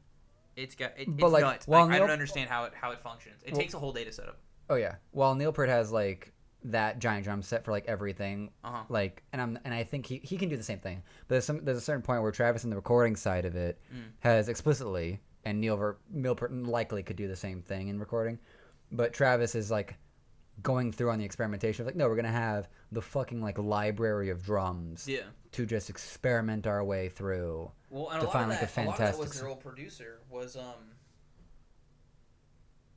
oh my god, I can't remember his name. Jerry Finn. I was about to feel so bad. Jerry Finn was like the god of pop punk producers. He produced Green Day. He produced everybody, but like he was like the unmentioned fourth member. Of Blink. Would you call him like the godfather then of pop rock then? Pop punk 110%. So he's responsible for an entire generation of music. Pretty much. Because you're saying when you say Green Day and Blink-182, Green Day, Blink, Newfound Glory. I think he did Pennywise. He did No Effects. It kind of sounds like he saw genre music rise and was like, let me enable this. Yeah, I'm gonna look up exactly who Jerry Finn has produced because it's a very long list of bands. Because that sounds like, because producers, while they can get a bad rap, especially with like Hollywood like sort of producers are sort of the guys that like look at talent, and I think that's sort of where I naturally head towards, because I'm a logistics like work guy, is that they're the guys that like identify talent and art and say like, I'm gonna put like money and like work behind this to get these fuckers like on stage or recorded or something like that. There you go. So he did Blink, AFI, Sum 41, Alkaline Trio, Green Day, Morrissey, MXPX, and Rancid, plus a bunch of other bands. But like that's the AFI, Pennywise. Yeah, AFI stands out for like an album, but yeah, as I remember hearing he started out in '92, and then he died in 2009, 2008, 2009. Would you say that's when? Do you feel like his death coincides with any falls or drop offs in pop punk that wasn't natural? No, so pop punk started dying in like 2007, or at least, okay, that's when it started, and then it started making its comeback in like 2012, 2013. But the style of pop punk totally changed from like. There's a video on it that I watched recently, and it's really, you see in the style of vocals went from like a lot of singing and some whiny singing to those guys who just yell into a microphone. Well, something that was more Rage Against the Machine coming back in a way. No, I'm talking more along the lines of like you go from like Blink-182 to like, you ever listen to like the Wonder Years or State Champs or The Story So Far, where they're just yelling into a microphone. There's not real singing to it. It's just, I'm gonna pull up an example. Yeah, get a sound out for me. So because the Wonder Years sound like a really old. So like you've got like, all right, we'll do Prime Blink-182. Here's like 2 seconds of it. Yeah, I know. I'm trying to like not get this like. What's gonna have the best opener in a way? God, well, I'm just gonna go with Dumpweed, but it's like, you've got like. Yeah. Yeah. There's a certain amount of like singing that's going into what. Yeah, or like just like I miss you. You got like where are you? You go from that, and then you got. I'm gonna pull up the Wonder Years. If I get flagged for this, I'm gonna laugh my ass off. I'm really sorry if you. No worries. Like I look at YouTube. YouTube is marketing, not monetizing. Fuck monetizing. Like I monetize if I can get the money, but it's.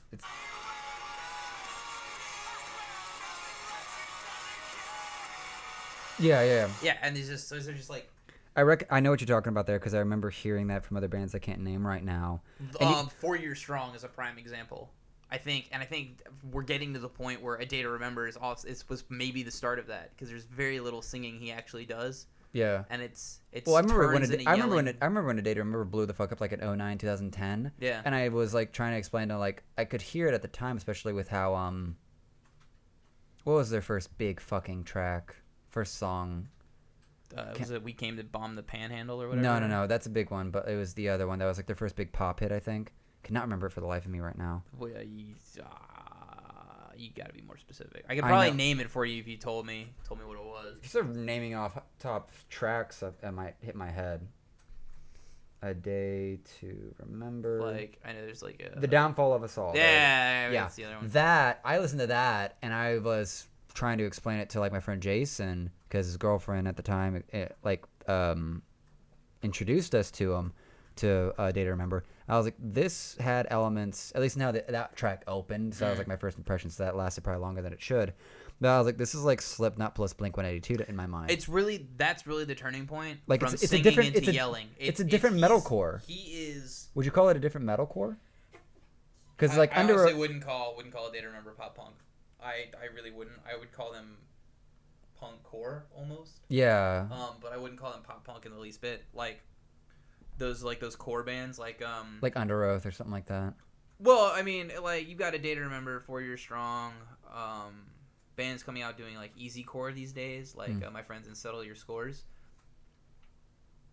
It's very pop punk, but there's a lot of like chuggy riffs to it. Yeah. Like but it's not like metal. Yeah. But like A Day to Remember is where vocals started going from singing into the whole yelling into a microphone thing. Yeah. Like the Wonder Years, like I just showed you, and that's that right there is the transition, and you can hear it like in when he sings itself. It's like you go from to like. Okay, here's a question. It's almost like metal. Here's a sociocultural question: does the vocal style equate to how? Especially because when it gets made big popular, my thought wave on this idea is that when it becomes big popular, that means that the music is reflecting the feelings of the populace, of the population. And I'm saying that statistically. So it's sort of an interesting question of like, you have the nasally yelling or angry or emotions of Blink-182 going through like our teenage years. And we're sort of the leading factor in the market being teenagers. Yeah. That's where a lot of things are focusing on with video games and music these days, right? Right. Yeah. So then does A Day to Remember and sort of that more yelling style equate to the evolution of how the population feels about how their lives are going? They get more yelly because they've tried being whiny, or what could have been interpreted as whining, and now it's getting yelly. And now we have like freaking Corey trying to get the NFL to like respect rock. So we're about to have like, you give it a couple of years, we could have Slipknot headlining at freaking the NFL because I would 100% be about that. But I don't know, man, because you see what's popular right now is just like. Well, what is actually? Trap and, what is actually like actual and that pop? Dumb Lizzo song that's out that everybody loves to fucking make memes about right now. That I just like that.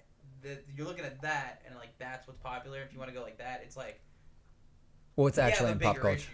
We have a bigger issue than if that's what's reflecting the state of mind of culture in general is just like so if like how somebody sound, if you want to say like how somebody's vocals are going about is like how it's like, well, then we have somebody who doesn't know how to hold a pitch, and that's where the populace is feeling in our heads is we don't know we don't know how to hold ourselves to a steady anything. Well, I think that there's something where I think everything got really cheap with the greed-based culture. And no one spends enough time in their early years with like the public schooling to like really appreciate any crafts. Yeah. Like at all. Like well, that's where I mean, like we see the influx of pop artists these days, the influx and outflux. There hasn't been a steady pop artist. I think the last pop artist that came out that was like around for years that was new was Taylor Swift. I would want to throw Ed in there because he's gone 4 albums deep and is still like really Sheeran, yeah. Yeah, he came out like what 2014. Yeah. All right, so yeah, Ed Sheeran was probably the last big pop artist that came out, made it big, and is still around. Yeah. They rotate out heavily. Yeah, I'm waiting for I think Cardi B is on this Netflix reality show where they're trying to find the next big hip hop artist, something like that. I think she's really there just for like that. She needs to go away. Oh no, me and Melanie only watched the first episode of whatever the fuck that show's called, where it's like T.I., Chance the Rapper, and Cardi B like evaluating like kids from the streets, like, you know, young adults from the streets that are trying to like become the next big hip hop rap artist.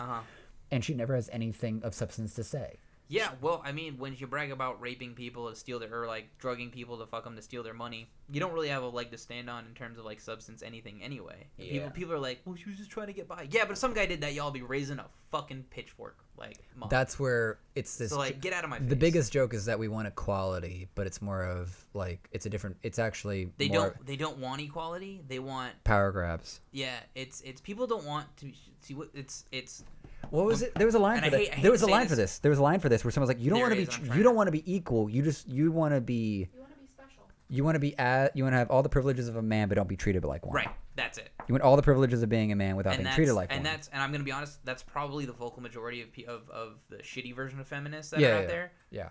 The not Emma Watsons. The shitty SJW feminists. Yeah. Like not true feminism, where it's like we want equal and we'll take the punishment the same, everything the same. Like I'm about that. You want to be like. It's like the women who are like they're the ones who are like I will slap a man, but you can't slap me. Bullshit! You slap a man, you're gonna get your shit slapped back. Do not step if you're not willing to get stepped back on. Like I hate that shit. Yeah. Well, that's where like I wish I don't think I have a good driving point here. I don't think it's gonna end in a good point. Peterson, being a clinical psychologist, points out that there's a very distinct thing in male culture, in that the reason there's not more fights is because men understand that there's a threat of violence when there's a disagreement. Yeah. And while it can, like some guys just go out looking for a fucking fight. Yeah, I've been there. But like, have you been looking for a fight or just been like the victim of one looking for a fight? It was shitty. I was like 21 and I went through a really shitty breakup and I was just like, I'm going to go get drunk. I'm going to go fucking fight somebody. And no, it's not going to end well. Because I was, I was like, what, 21? So I was like buck 20. Yeah. Buck 10, Oh, God. I mean, not much smaller than I am now. I'm only like 130 right now, but still, it's like. You're just weighed down by depression now, basically. Oh, dude, yeah, pretty much. It's like the only reason I was floating away is because I was just so sad.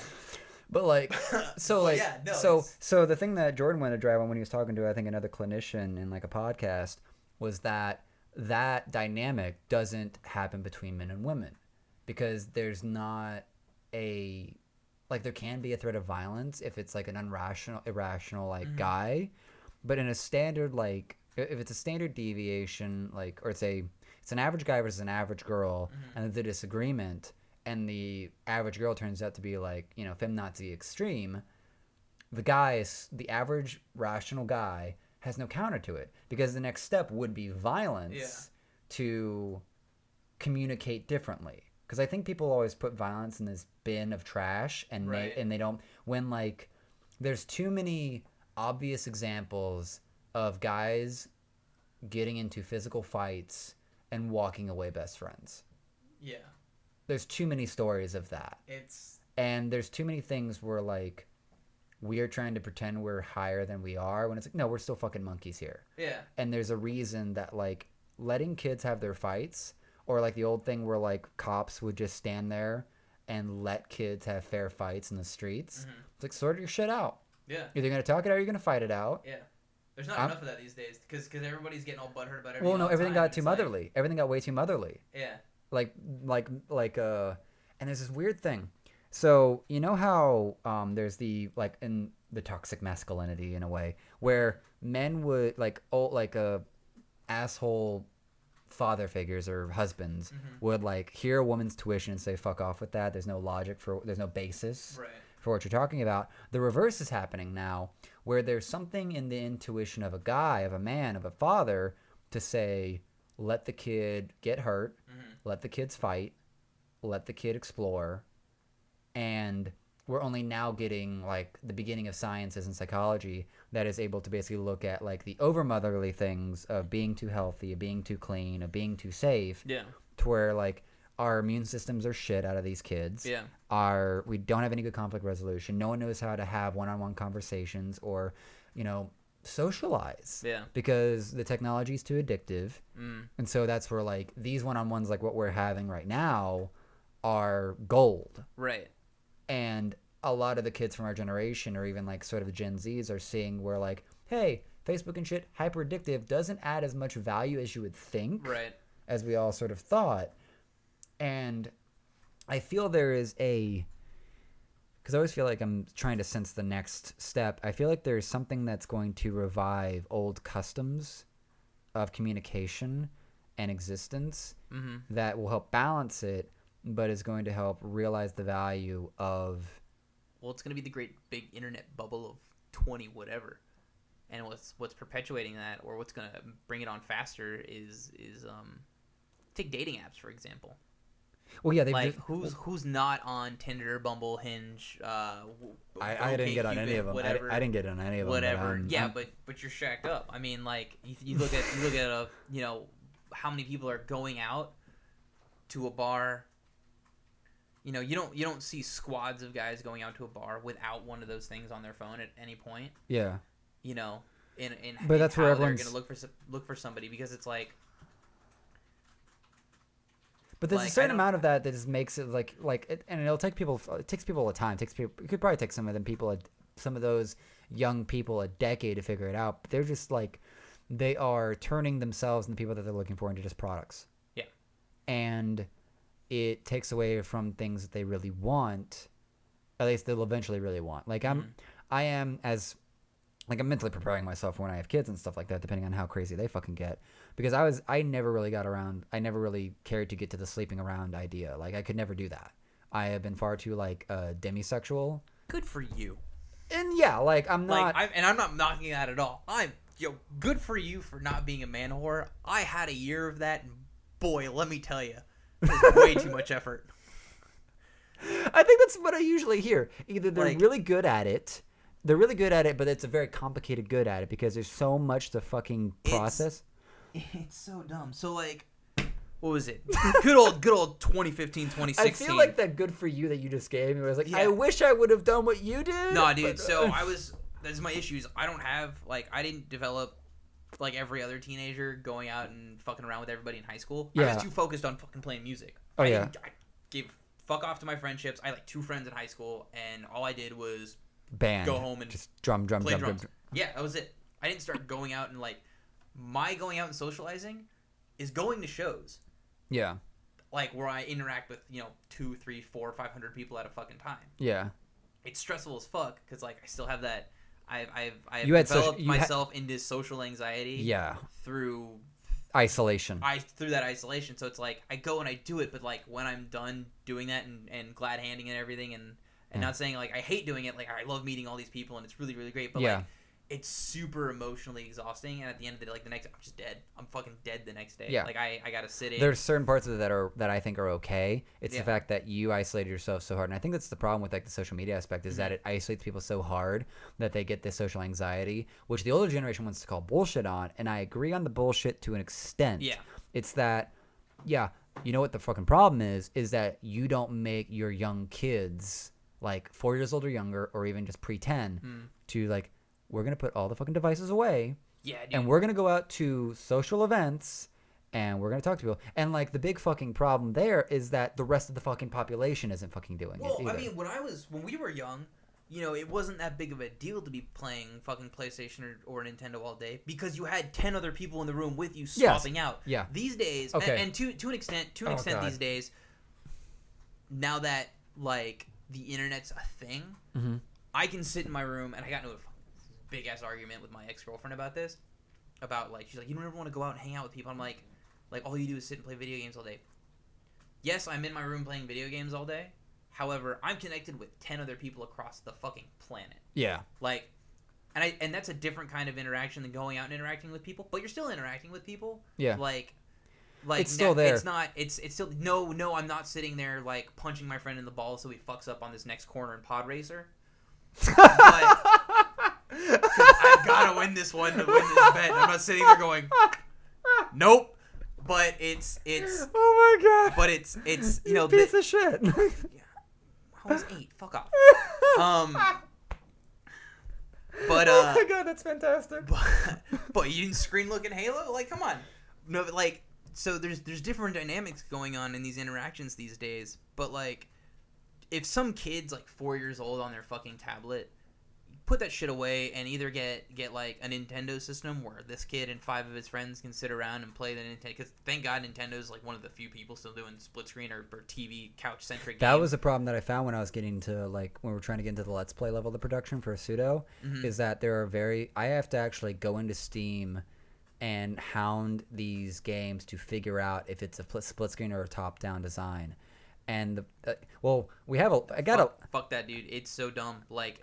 I would need the reality is that to do anything like Achievement Hunter is that you need Achievement Hunter's budget. You need at least 4. You need say you want to play a 4-player game. You need 4 TVs, 4 consoles, 4 setups. You have the whole fucking thing. Yeah. And it's really, really frustrating when you're trying to play when Halo 4 came out, and I did you remember Josh Hager? Yeah, with Shannon. Yeah. We went to the Halo launch. I brought my Xbox over, and his roommates, we all got in. We played a bunch of the campaign, and then we went and we took a break from the campaign and we do multiplayer. Yeah. Well, we had set up 3 or 4 Xboxes, 3 or 4 TVs. We had to get 3 or 4 internet connections set up. Like, we had to do the whole thing. This is 2012. Yeah. It's the end of 2012. You had to hope there was enough Ethernet ports in the damn router. Oh, we unplugged some shit. We plugged it all in. But that was it. That was the start of that. Like, whereas if you wanted to do that with Halo 2 or Halo 1 or 3, like Halo 3 multiplayer, I remember you could do 4 people on the same console. Or it was 2 people. You do 2 people split screen, but you could match make with 2 other people. So Yeah. Old Xbox, you could I remember this old setup that was like in my neighborhood was that it was 2 different TVs, 2 Xboxes, but 8 people could play. Like they had like a distinct it was like a LAN ad hoc. Link. Yeah. Yeah, all you had to do is plug if you had one router, you could plug everybody into the same router, or if you only needed the 2 Xboxes, you just need one Ethernet cable to plug Xbox to Xbox. Yeah.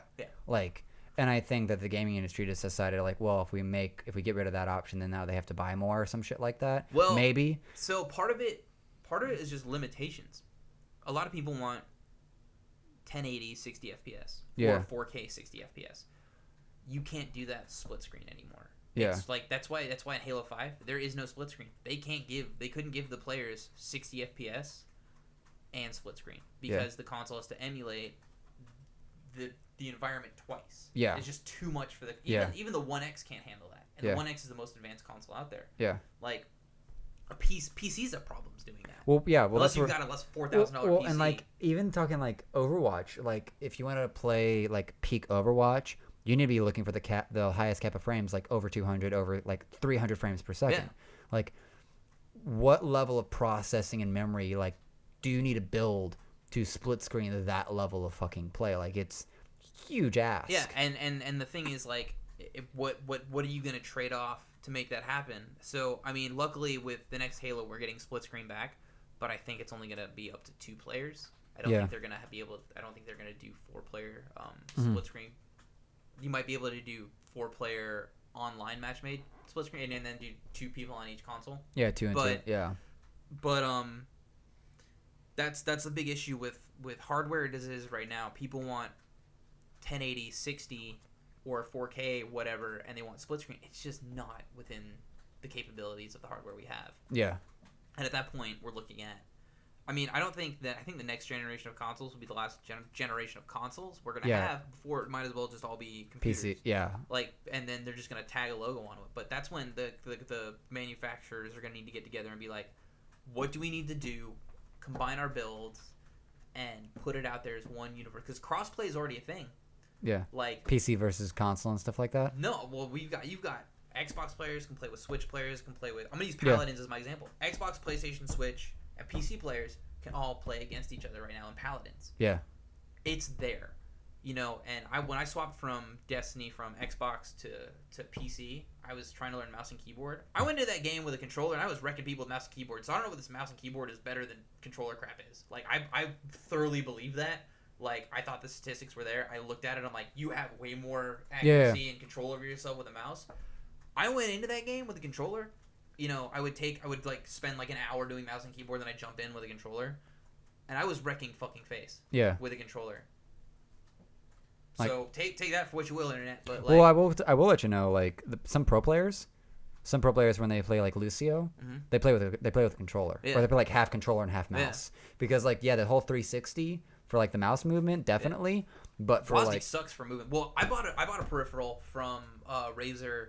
I think it's called the Orb Weaver. Okay. It's got 20 buttons on it and then like a thumbstick. Yeah.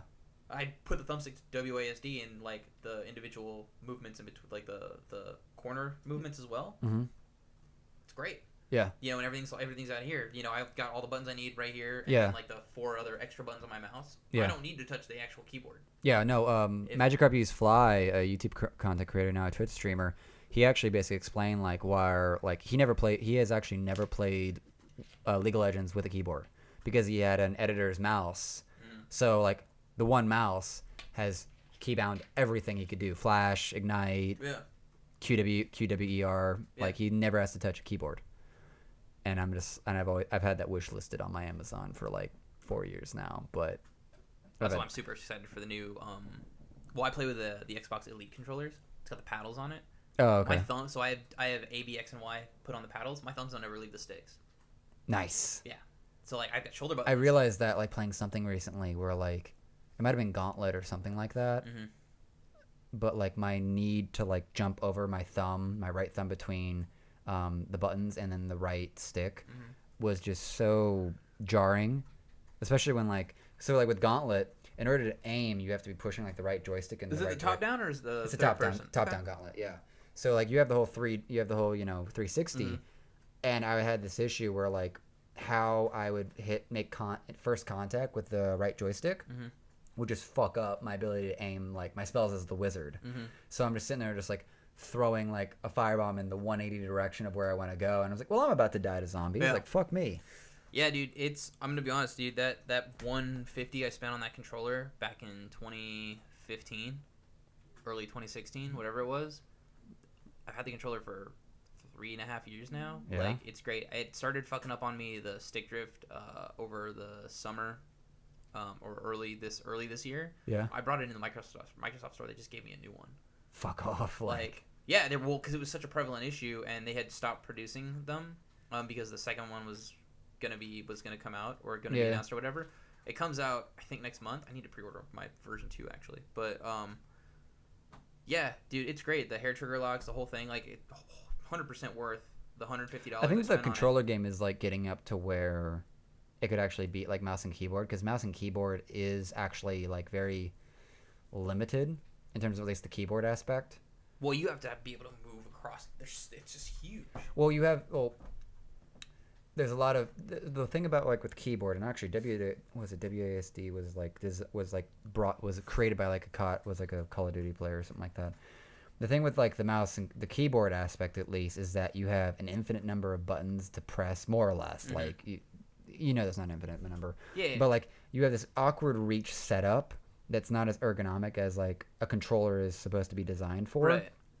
And so that's where I definitely understand like when pro players like figure out how to have like one hand on the mouse and one hand on a keyboard, because now like all 5 of your fingers are like comfortably like resting on all the buttons you need to hit. Well, that's the only downside to a controller is you really only have access to your thumbs and your trigger fingers. Yeah, and that's where the paddles figure. Well, but yeah, the paddles come in and that's it. So the only thing not really doing anything are my pinkies. Yeah, but those are like those can be like anchors. Yeah, something's got to hold the fucking controller. Yeah, so like and the only thumb that comes off the stick is my left thumb to hit the D-pad. That's and even then you're barely using that for anything. Like in Halo, I'm just spamming grenades. So I don't even need to worry about selecting my grenade. I'm just eat all of them at once, just chuck grenades. I don't give a fuck. Eat them all fucking across the. Yeah, I'm just eating grenades or like chucking grenades at the enemies, just eating through my supply. So it's great. And I can't wait. I can like name. I'm sure if I thought about it, I could name all the updates they did to version 2 of the Elite controller. But like you can put in presets. So my presets for my Elite controller right now are FPS preset, and then I have one for Overwatch/Monster Hunter. 2 games which I haven't played in well over a year. Fucking bought Monster Hunter World, played it for like 2 weeks, and I was done with it because I just can't. It's so like I thought Destiny was a grindy game. Monster Hunter is the grindiest game in all of creation. Holy crap! Like the newest Monster Hunter. Yeah, Monster Hunter World. Like, is it just giant open world and like good fucking luck like playing? No, it's semi-open. It's not really open, but it's like here's your mission, go hunt this monster. But if you want to make gear from that monster, like the getaway, you have to hunt these things. So it's a huge hunting craft, basically. And you have to hunt them 100 fucking times to get the parts to make the armor. Then you have to go out and find the next monster, get that to upgrade the armor. And it is the world's biggest fetch quest. What are you doing? You can get up and just leave. You ridiculous goober. Internet, there's a woman army crawling on the floor. Yeah. There she is. No. Yeah. You can see her head now. Off she goes. But yeah, dude, I had friends that were playing it, and they like breezed through it. But I was like playing it by myself, and it was just rough. Like I can't do it. Like worse. I think that's the only game I've ever played where I've ever bought and played where I'm like, I regret this purchase. Let's see if it's actually working. But is whatever. Uh-oh. Why can't I hear it? Soft. All right. It's like, yay, we fixed it. Round 2. Lesson accomplished. Like 2.5 hours later. I'm just really happy that the recording was there and then one of the other tracks. So it'll be like, shut up. I know. Like, Yeah. yeah. No. Oh, that would have been heartbreaking. It would have been a bit, but I was really happy about this because I have there's a certain amount of where you want to support local artists. Yeah. But either scheduling or money and I'm very frugal. So like I've been supporting you for years, but I've never actually gone to a show or bought merch or anything. It's okay. And it's one of those where it's like I see this for like my childhood friend's band Lionia and your band if they all want to come on as a really good form of marketing that at least I appreciate for just like who the fuck are these people and like what do they nerd out about that like their audience could really attach to. Yeah. And just like, you know, helping people like brand build in a long form, like full way as opposed to just short little quip stuff or that 2 seconds while buying merch at the table. Right. Well, if my tribute act sold merch, they'd be more than welcome to hit me up for some. We just think it's weird to sell like Blink-182 tribute artist like merch. Yeah. It feels that does feel like a weird like slime. they're like the Nirvana cover band tribute act I was talking about earlier. They sell shirts and shit, and I'm just like, it's the Nirvana like the dead smiley face flipped with their name on it. It's Nirvana, so it's with 2 N's, and I'm just like, it just makes me feel dirty if I tried to do that. Like good on them for like marketing it or whatever, but I just like I couldn't feel good about like we've toyed with the idea over the last the last year of doing merch just because like we should because people buy fucking shirts. We just like we've gone through 3-4 name changes over the last 2 years. Yeah. You know, we were Up All Night, then we were the Mark, Tom, and Travis show, and then we were and then we were Blink-180 Deux. And we're sticking with this now. Although I like the Mark, Tom, and Travis show, but nobody really got it. Yeah, like it's weird that people don't know the names of the band members sometimes. Well, that was their live record was called the Mark, Tom, and Travis show. Yeah. From like 2000, 99, 2000 or whatever. And so like we just took all that album art, we pasted our faces on it or whatever. It's up there somewhere. It looked really cool. I really liked it. We have a couple stuff, but it's like nobody got it. So I was like, oh. But people get Blink-180 Deux. So I'm like, it's great, but it's this whole list of things we have to put on. Yeah. Like a shirt. I mean, to be fair, Mark, Tom, and Travis show is also like this huge thing we'd have to put on a shirt or stickers or whatever. But well, that's a game. That's a game to play there and everything. But does all that work? Sort of, is that the reason why you guys don't head towards a merchandising area, or does it just feel like odd being like a tribute band? It just feels weird doing it. Yeah, because it's like we're already doing cover art of another band, and then now we're trying to like explicitly make money off of their art. We wouldn't like try and plagiarize their shirts. Like we'd come up with original designs and stuff. Yeah, definitely. But it's like they'd still have to pay homage to Blink in such a way that like it makes sense. You'd almost be better off like with fan art. Mm-hmm. Like if you could actually like royalty or licensure like fan art of Blink-182 and turn it into shirts, and like that's a way I could see you going. Yeah. That would be, I think that would help bring in some more wholesome pieces to what can initially be a slimy feeling like avenue. It just feels like, maybe dirty is the wrong word, but it definitely feels off to like to sell things that we're not even doing our own art in the first place, like in terms of like music. Yeah. Like we're just playing other people's songs. Like now we're gonna start selling other people's shirts and stuff. Like it just like doesn't. And you're not, and you don't have a written agreement with like Blink-182. Like it just feels like we're trying, like we're kind of stealing, even though like we're not. Like it's just like you don't feel great about it. Playing someone else's art and very obviously playing someone else's art, like I'm curious about the day because like I'm curious if it'll ever happen, if there'll be like cover stand-up comedians, like people that go up and do like Rodney Dangerfield or go up and do Jeff Foxworthy and stuff like that. I was listening to that's like just like an Elvis impersonator. That shit exists. Like that's the whole point. Is like whatever. But no, I was listening to Joe Rogan last month. And they were talking about, and I forget who he was talking to. I can't. It might have been Gaffigan. Yeah, he was on. They were talking about some guy who was doing a tribute set to a comedian, and he was doing all the same jokes and the same mannerisms. I think I remember what you're talking about. But like he wasn't landing it just right. Like it's that's the whole thing. That's like an even like that level steeper fall is like if you're not hitting the timing and everything and those jokes just perfectly, you're gonna bomb. That's an art normal people won't call an art, and I'm a huge stand-up nerd. Yeah. On account of like I've been watching and listening to things for so long that at this point I don't even want to watch any of the new Netflix specials because I think the word I want to use is overproduced for some reason, but I think it's because we've gotten so anti-free speechy that it's hard to listen to those things as freely as we did years ago, where like anything could happen or anything could be said, and anyone being offended wasn't like hanging out in the back of people's minds. Well, it's like you watch Chappelle specials, right? Oh no, I actually have like man didn't give a fuck. No, my friend Kevin got me like the full like box set, basically like it's like 2 CD packs of all of Chappelle's show, and I watched like the first episode, and it's got it's like the first 2 episodes have the Black Klansman in it. Yeah. Like just. Well, no, but I'm talking like the new specials that are on Netflix, though. Oh, You've seen those, right? But Dave and Bill Burr are at peak enough where they can just not give a shit and they can say what needs to be said, and they're doing it like Dave can just do whatever the fuck he wants anyway. Oh, like, yeah. but yeah, it's like that shit came up and he's like, the worst people who offended comedians, you people, you people are the worst. It's just like. Fuck yeah. Good on, and that's the thing, man. That's like a performance art in general. It is. The audience is just if you want to like overly sensitive. I always try to tell people like so here's the differences between improv comedy and stand-up comedy. Improv should look rehearsed, and stand-up should look improvised. Yeah. And the difference is that stand-up comedy, they have been going on stage doing the same joke for a whole year to find exactly how to say it every time that it is funny. Yeah. And they find every single part about that joke that's funny.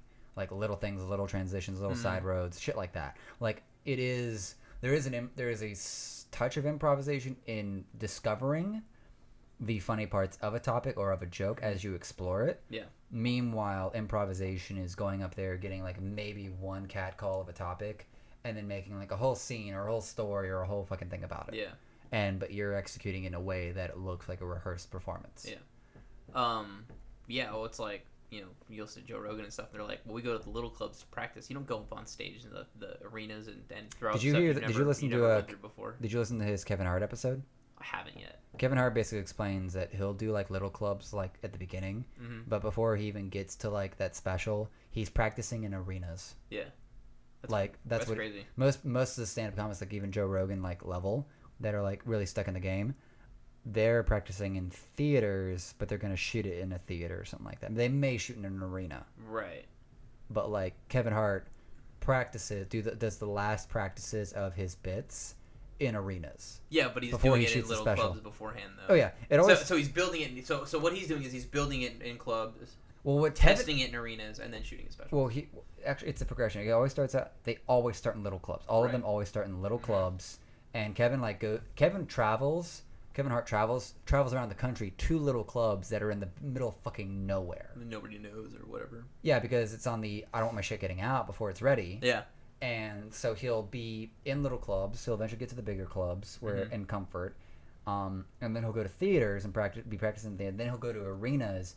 And until he's satisfied with the sound of the arenas, he will not shoot the special. Okay, I get that. Which is like it's like playing to the room. Yeah, no, I get that 100%. Yeah, which is just like for like and he's the only one that does that. He's the one that has that kind of scale that lets him do that. Chappelle could, but Chappelle just is a goddamn genius and just I don't think he practices that much. He has a conversation with the audience. Yeah, it's very conversational. Yeah. At least in terms of how it's executed. Whether or not it is fully improvised conversation is like questionable. He's probably rehearsed it at some point. Yeah. There's no That's way where it's like, I think what he's saying is very sincere and it's there. Yeah. But knowing that it's stand-up comedy, I would put money that it was rehearsed beforehand, but Chappelle is so on his game that he could probably improvise. There's a lot of things in there that look like that looks so improvised, especially with audience interactions. Yeah. Like, that's improvised. Yeah. It's like, fuck off, guy. I got something important to say here. Yeah. Like, but did he take like a year off in between Equanimity and then this next one with Sticks and Stones? Sounds about right. Sounds like a year, and he pulls out like another one, which is like about on par for most stand-ups these days. But he pulled out 2, and then pulls out another one. Like But this is Dave Chappelle where it took him 15 years to do anything. So it's like but he's like a year is. He's been chilling out with family and kids and whatever, and all the money he's got off. Like he was doing stuff, but like he wasn't like working.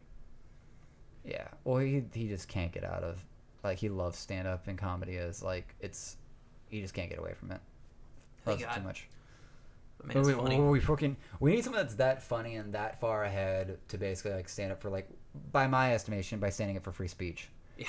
Because if I think the litmus test for free speech in your country is whether or not you have stand-up comics, like full-bred stand-up comics that can say whatever the fuck they want. Yeah, and get away with it. Yeah. Because like in Europe, well, that's the thing is like not so much. People try to hold shit against stand-up comics all the time. Like when Bill Burr came out about the whole thing about the Catholic Church, he's like, "Don't you think you went a little bit too far with the Catholic Church?" And he's just like, "Don't you think the Catholic Church went a little bit too far?" Yeah. And like people were like, "Whoa, what?" And like people like had to try and like either backpedal hard. Yeah, you either had to be like, "That's not what I meant," or they had to defend what the fucking church did. And it's like, you want to take that stance? Like, it's one of those where like through his comedy, he is basically like demanding responsibility for horrible things that happened, and people like. It's the softy, motherly thing that we talked about. Where it's like, you're being a little too hard. It's like, bitch, shut up. This is how it needs to be. And it's then like, you get called out on it. hold the fuckers responsible for fucking your kids. Like, shit. Yeah, so great. Fuck me. Paper Tiger was really good, too. Yeah, I did watch that. He's like, I got so many demons, and I don't want my daughter growing up angry like I am all the fucking time. I'm just like, dude, that's real, man. That's so good. Just because he's just angry Boston all the fucking time, and it's so funny, but like you can sense like the very real of just like I need to be a better person all the fucking time. Like, the list for like the things my wife needs to work on is like that, and things that I need to work on could fill this fucking room. It's like, oh man, it's funny, it's hilarious, and it feels very honest, which is very good. Very good shit. Oh.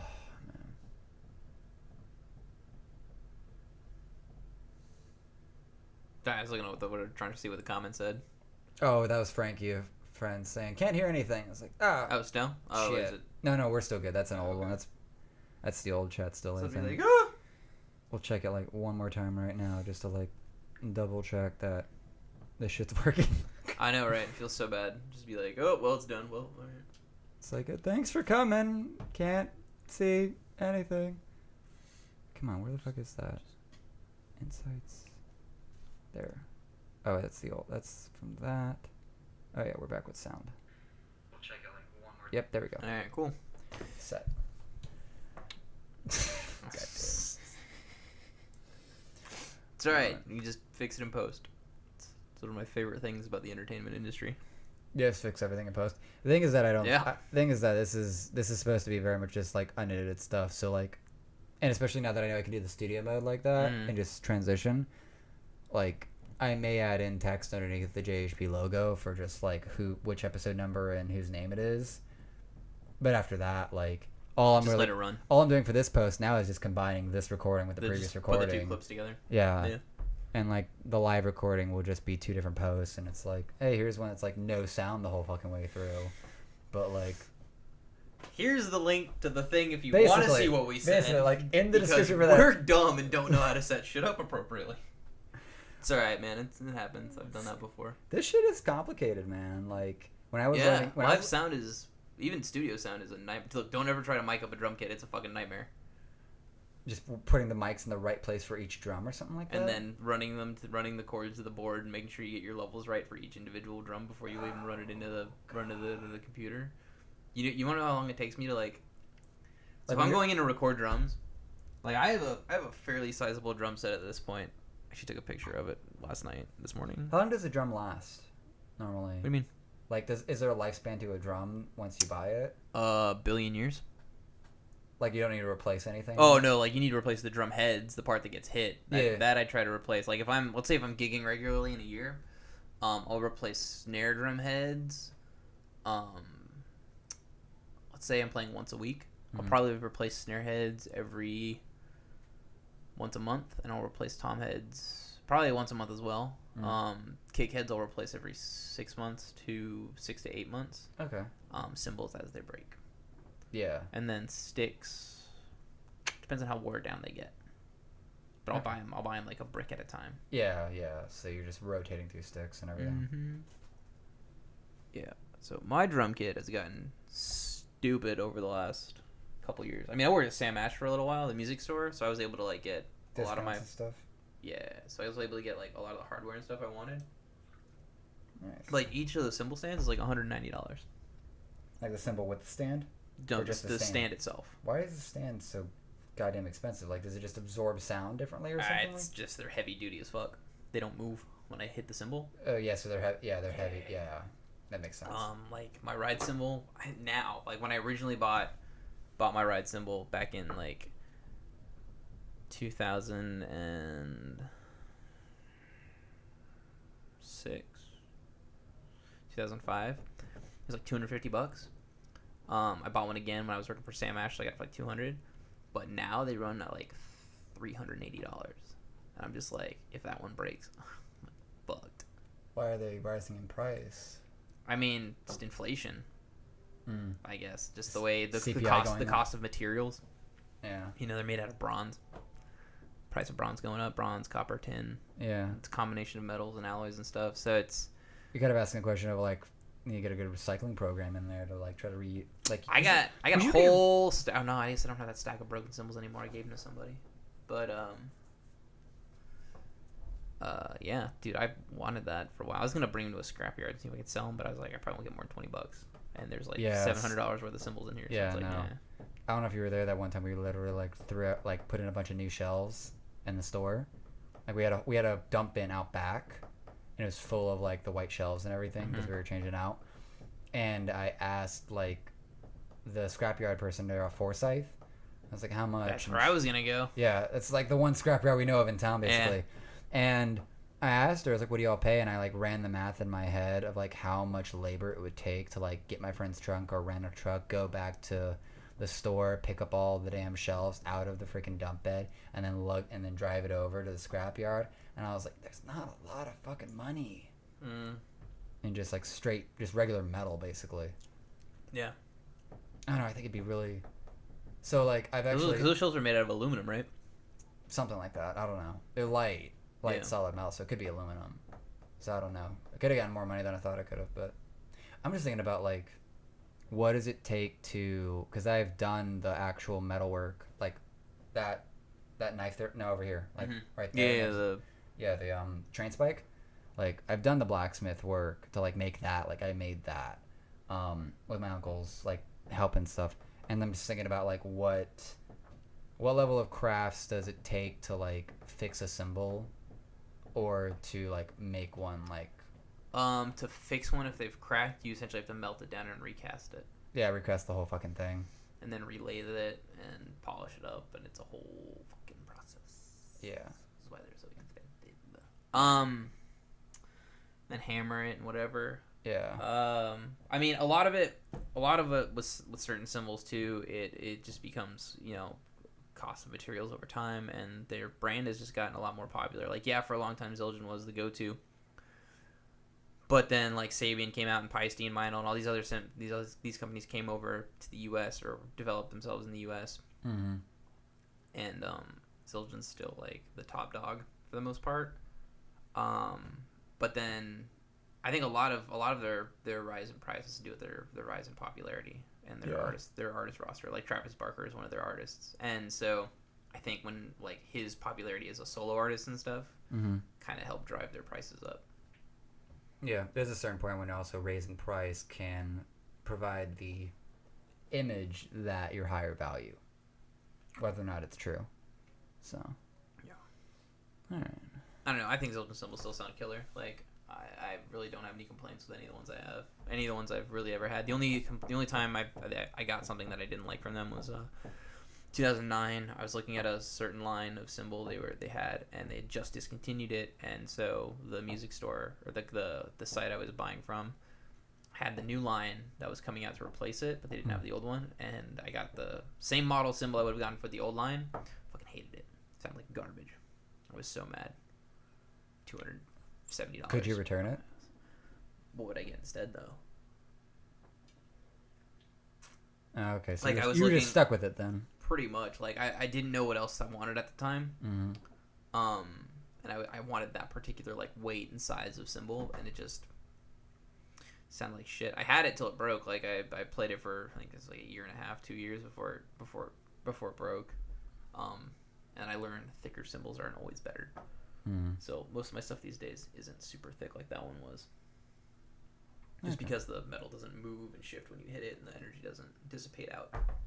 So the sound is sort of fudged up or something like that, or It just, I mean, that one in particular didn't sound good in general. I guess it was the composition of metals in it, the alloy, and how it was lathed and the shape of it. I didn't like it at all. I thought it sounded...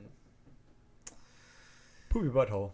Yeah, I mean, it was 10 years ago at this point, so I don't even remember what it sounded like. I just remember not liking it for the whole year I had it. Oh, Jesus. It was just, I just did not enjoy it. Just one bad dart on your Yeah, pretty much. board. I mean, now I have no complaints on my setup. It's a mix between Stilgen and Sabian.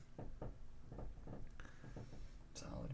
But if I had the money, I'd go straight Zildjian. That's fine. Like, I'd replace what I have, but to replace the 3 things I need to replace is gonna be like $700. So it's like, yeah, I don't know. You don't play. You don't have a Switch at all, right? So you don't play that Goose game that came out. No, it's only on. I thought. It's Wait, an it's indie not on game. Steam or anything? I don't think so. It might be coming to Steam, but I know it Like I want it launched on so Switch. bad on that shit. No, I watched like Magikarp Use Fly like playing that shit. Like that shit looks fun as fuck. The Untitled Goose Game. It's super fun. I bought it on a whim, pretty much. Like before it got hot. No, it was after it got hot. Oh, okay. I bought it on a whim. It was on sale. It was $15, and Oh, I was sale. riding along with a buddy of mine, and at work we were both driving that day, and so I bought it. I bought the damn game. My buddy's put more time into it than I have, Yeah. and like I bought the fucking game. Yeah. It's on my wish list. It was on Steam. It's on Steam. It's on Oh, my good. wish list. Where's the pricing? Should be like $20. What the fuck? Yeah, I think it was $20 if I remember correctly now, because I was like, I looked that up. It's a lot of fun walking around as a goose being an asshole. Basically. Like, it's a lot more fun than it should be. Well, this is weird. There's no buy it option. Oh, that's interesting. Like I remember seeing that there's a. Let me see if I can go to my wish list. Can I go to cart? Where's your goddamn wish list? Do I have the Steam app on my phone? Library. Get rid of that. 7 Days to Die. Wish list. Getting over it. Lol. Nope, I don't have Steam on my phone anymore. Coming soon. So it's coming Oh, soon okay. on Steam. Damn it. That's what I keep saying about Master Chief Collection, but whatever. I'll be so excited when Halo Reach hits fucking Master Anniversary. Chief Collection. Well, they're not. They're bringing the graphics up a little bit, but they're not doing the anniversary thing for. Besides, anniversary for Reach is 2010. Yeah. That was 2010 area, yeah. I bought that on Black Friday, November, like right after, like the first November after high school, basically. It's when I got my Xbox 360. Yeah. And I've never played it since, basically. I have a PS3 and Xbox 360 sitting in my closet, just Nice. collecting and trading dust with each other. Yeah, dude, Master Chief Collection is probably one of the greatest things that's come out for Xbox. Is it just like a re-up of all the old goodies? It's just a collection of all the original 4, the first 4 Halo games and ODST. Halo 1, Halo 2, Halo 3, ODST, and Reach? And Halo 4. Halo 4. Reach is on its way to the Master Chief Collection. But Reach was before 4. Yes. But it wasn't a Master Chief game. Neither was Oh, ODST. yeah, yeah, but it ODST came in after Master Chief Collection came out. Yeah. The game launched broken as fuck, but right now they've fixed it. It is so good. What was broken? Just balancing? Everything. The entire... So it was like... They had like 3 companies put the game together. Oh, fuck. Yeah. And Like then Bungie, 343, and... No, it was 343 Industries, Creative Assembly, I think, and then like one company did the UI, one company did the matchmaking, and one company did the campaign and stuff for the Halo 2 anniversary, which is gorgeous and plays phenomenally. But like, it was just a broken nightmare. So they've since fixed it. Works like a dream. Nice. And the cutscenes done by Blur for Halo 2 Anniversary. Because Blur doesn't fucking skip on cutscenes. Like, they're crisp and full. And... So good. See, that was... So good. So that's why we're all hoping for 2017 for the Halo 3 Anniversary. Mm-hmm. We were hoping it was going to get a textures update, and it was going to look phenomenal with a bunch of Blur cutscenes in it, but no, we didn't do anything. The game would look so good. Pull the arc forward. Okay, so here's a question. Where's Halo culture at this point? Because, like, it's run its course. Bungie left. 343 did, like, for some a decent, sometimes a bad job with Halo 4. Depends on who you talk to and what about. I think Halo 4 is the best campaign since Halo 1. The multiplayer is absolute garbage. Yeah. And then Halo 5 came out. Campaign. Complete and utter garbage. But the multiplayer is the best it has ever been. Okay. And that game came out in 2000. Do they still keep Griffball in there? Yes. Griffball was on a rotation. Was in one of the playlists. Yeah, let's say Halo 5 came out in 2015, so 4 years now. And Halo Infinite doesn't come out till next year at the launch of the new console. Yeah. So, like... And Halo 5's population is still pretty strong. The competitive scene is the best it's been since Halo 3. Is that international? Like how? I don't know. Yeah. I just know like I just know in the general state of things, it is the best it has been in a long time. There's like monthly tournaments at Microsoft stores all the fucking time for some shit. It's really fun. So maybe it's not as big as CS:GO or anything like that. No, it's nowhere near as big as that, but it's definitely good. However, once Halo hits PC, it's gonna blow the fuck back up. Yeah. And the cool thing about Master Chief Collection is you can download it one game at a time. They're going to launch it on PC one game at a time, starting with Reach. And then they're going to do, I think, 1, 2, 3, and 4, and then ODST last. Yeah. I need to go through ODST because, like, I played with my friend a bit for, like, Halo 3, and I played Halo 1 with a friend as well. So, like, Halo 2 is when I skipped, more or less, because of just how, like, I couldn't get... It's a long game. So if you want to take a day, like 2 days to devote to a game, Halo 2 is going to be it. Yeah. Especially on Legendary. Yeah. But, like... ODST, I didn't get it. I just got the impression from my friend who was way into it, was allowed to have mature rated games in the house, that ODST was just like, here's like the Marines, and here's like their storyline. You're just a dude. You're just, you're one of the elite Marines, the ODSTs, the Hell Jumpers. You drop into a battlefield. The game's not super long. It's super fun. Yeah. That's where Firefight sort of got its start. Yeah, Firefight started, and then they refined it in Reach. They came out with a version of Firefight with Warzone and Halo 5. The Warzone thing is a really weird game mode. It's teams of 12 versus each other with an AI component thrown in. Like Firefight. Like, because Firefight had a potential to where you could have, like... Well, there was Warzone, and then Warzone Firefight is Survive the Waves, but Warzone itself is... There's 3 bases on the field. Yeah. And then you have your... So there's the... Like, kind of like PlanetSide? I never played PlanetSide. Okay, go on. So there's like a middle base, 2 side bases, and then each team has their own main base. You have to capture the 3 bases on the field and then go destroy the enemy team's core at their base. Yeah. Or get 1,000 points to win. Okay. And you get points by killing the AI objectives. And killing players. And killing players. Yeah. The player point value is like 3. But killing AI opponents grants more the higher tier the opponent is. Yeah, it's like 1 grunt, 1.5 jackal, and like 2 for like elite or something like that. Or... The elites end up being like 50, and then vehicles end up being like 100, 200 and stuff, and then like super vehicle. It's super fun. It's really complicated, and then like you can get different variants of all the weapons in the game. Like there's different versions of the battle rifle, the assault rifle, the rocket launcher. There's like 9 different versions of the rocket launcher. Wow. The sword. There's one version of the sword where like if you crouch, it goes invisible, and then you can walk around with it crouched and just go get people with it. Just jump with the energy sword and just stabby. Yeah, there's one version of the energy sword gives you 2 thruster pack boosts, so you can dodge twice or rush into your opponent. There's a version of the rocket launcher where if you stay zoomed in, you get a laser sight so you can guide your rockets. It's really cool. Super fun game mode. A lot of people like to bitch because that's where the microtransactions were. A lot of people like to bitch that it was pay to win, but there's no ranking. They don't have any rank ladder or anything like that. Well, not in that version. I mean, Yeah. there's a competitive playlist like for SWAT, Slayer, doubles, snipers, like whatever. They have all sorts of. They have competitive ladders playlists. to actually do, but for like, because that what's that called again? The Warzone. Yeah, that sounds like it could be a really fun like competitive thing to watch actually instead of just. They came out with a competitive version of it last year called Warlords, but you have to have a full team of 12. To go into that's it. too much of an ass. Like they just won't let you solo queue into it. Nope. It's specifically that playlist is specifically designed for teams to go in at it. That kills it. Like they're asking too much. Well, I mean, I'm gonna be honest. Playing that game mode, if everybody's not on the same team and communicating, You're fucked. it's like playing it by itself is a pain in the ass. So if you're the one solo guy, you're gonna have that one guy feeding the other team kills or not defending the base when it needs to be defended, or Yeah. you're gonna grab the wrong weapon or the wrong vehicle at the wrong time and go Yeah. fuck it up for the rest of the team. Yeah. There's a good reason it's for teams of 12. Yeah. So, like, I don't disagree with that decision at all, that you need to have a full team of 12. That playlist doesn't really exist, though. I don't think anybody really plays it. Yeah. Specifically because it's really hard to get a team of 12 together.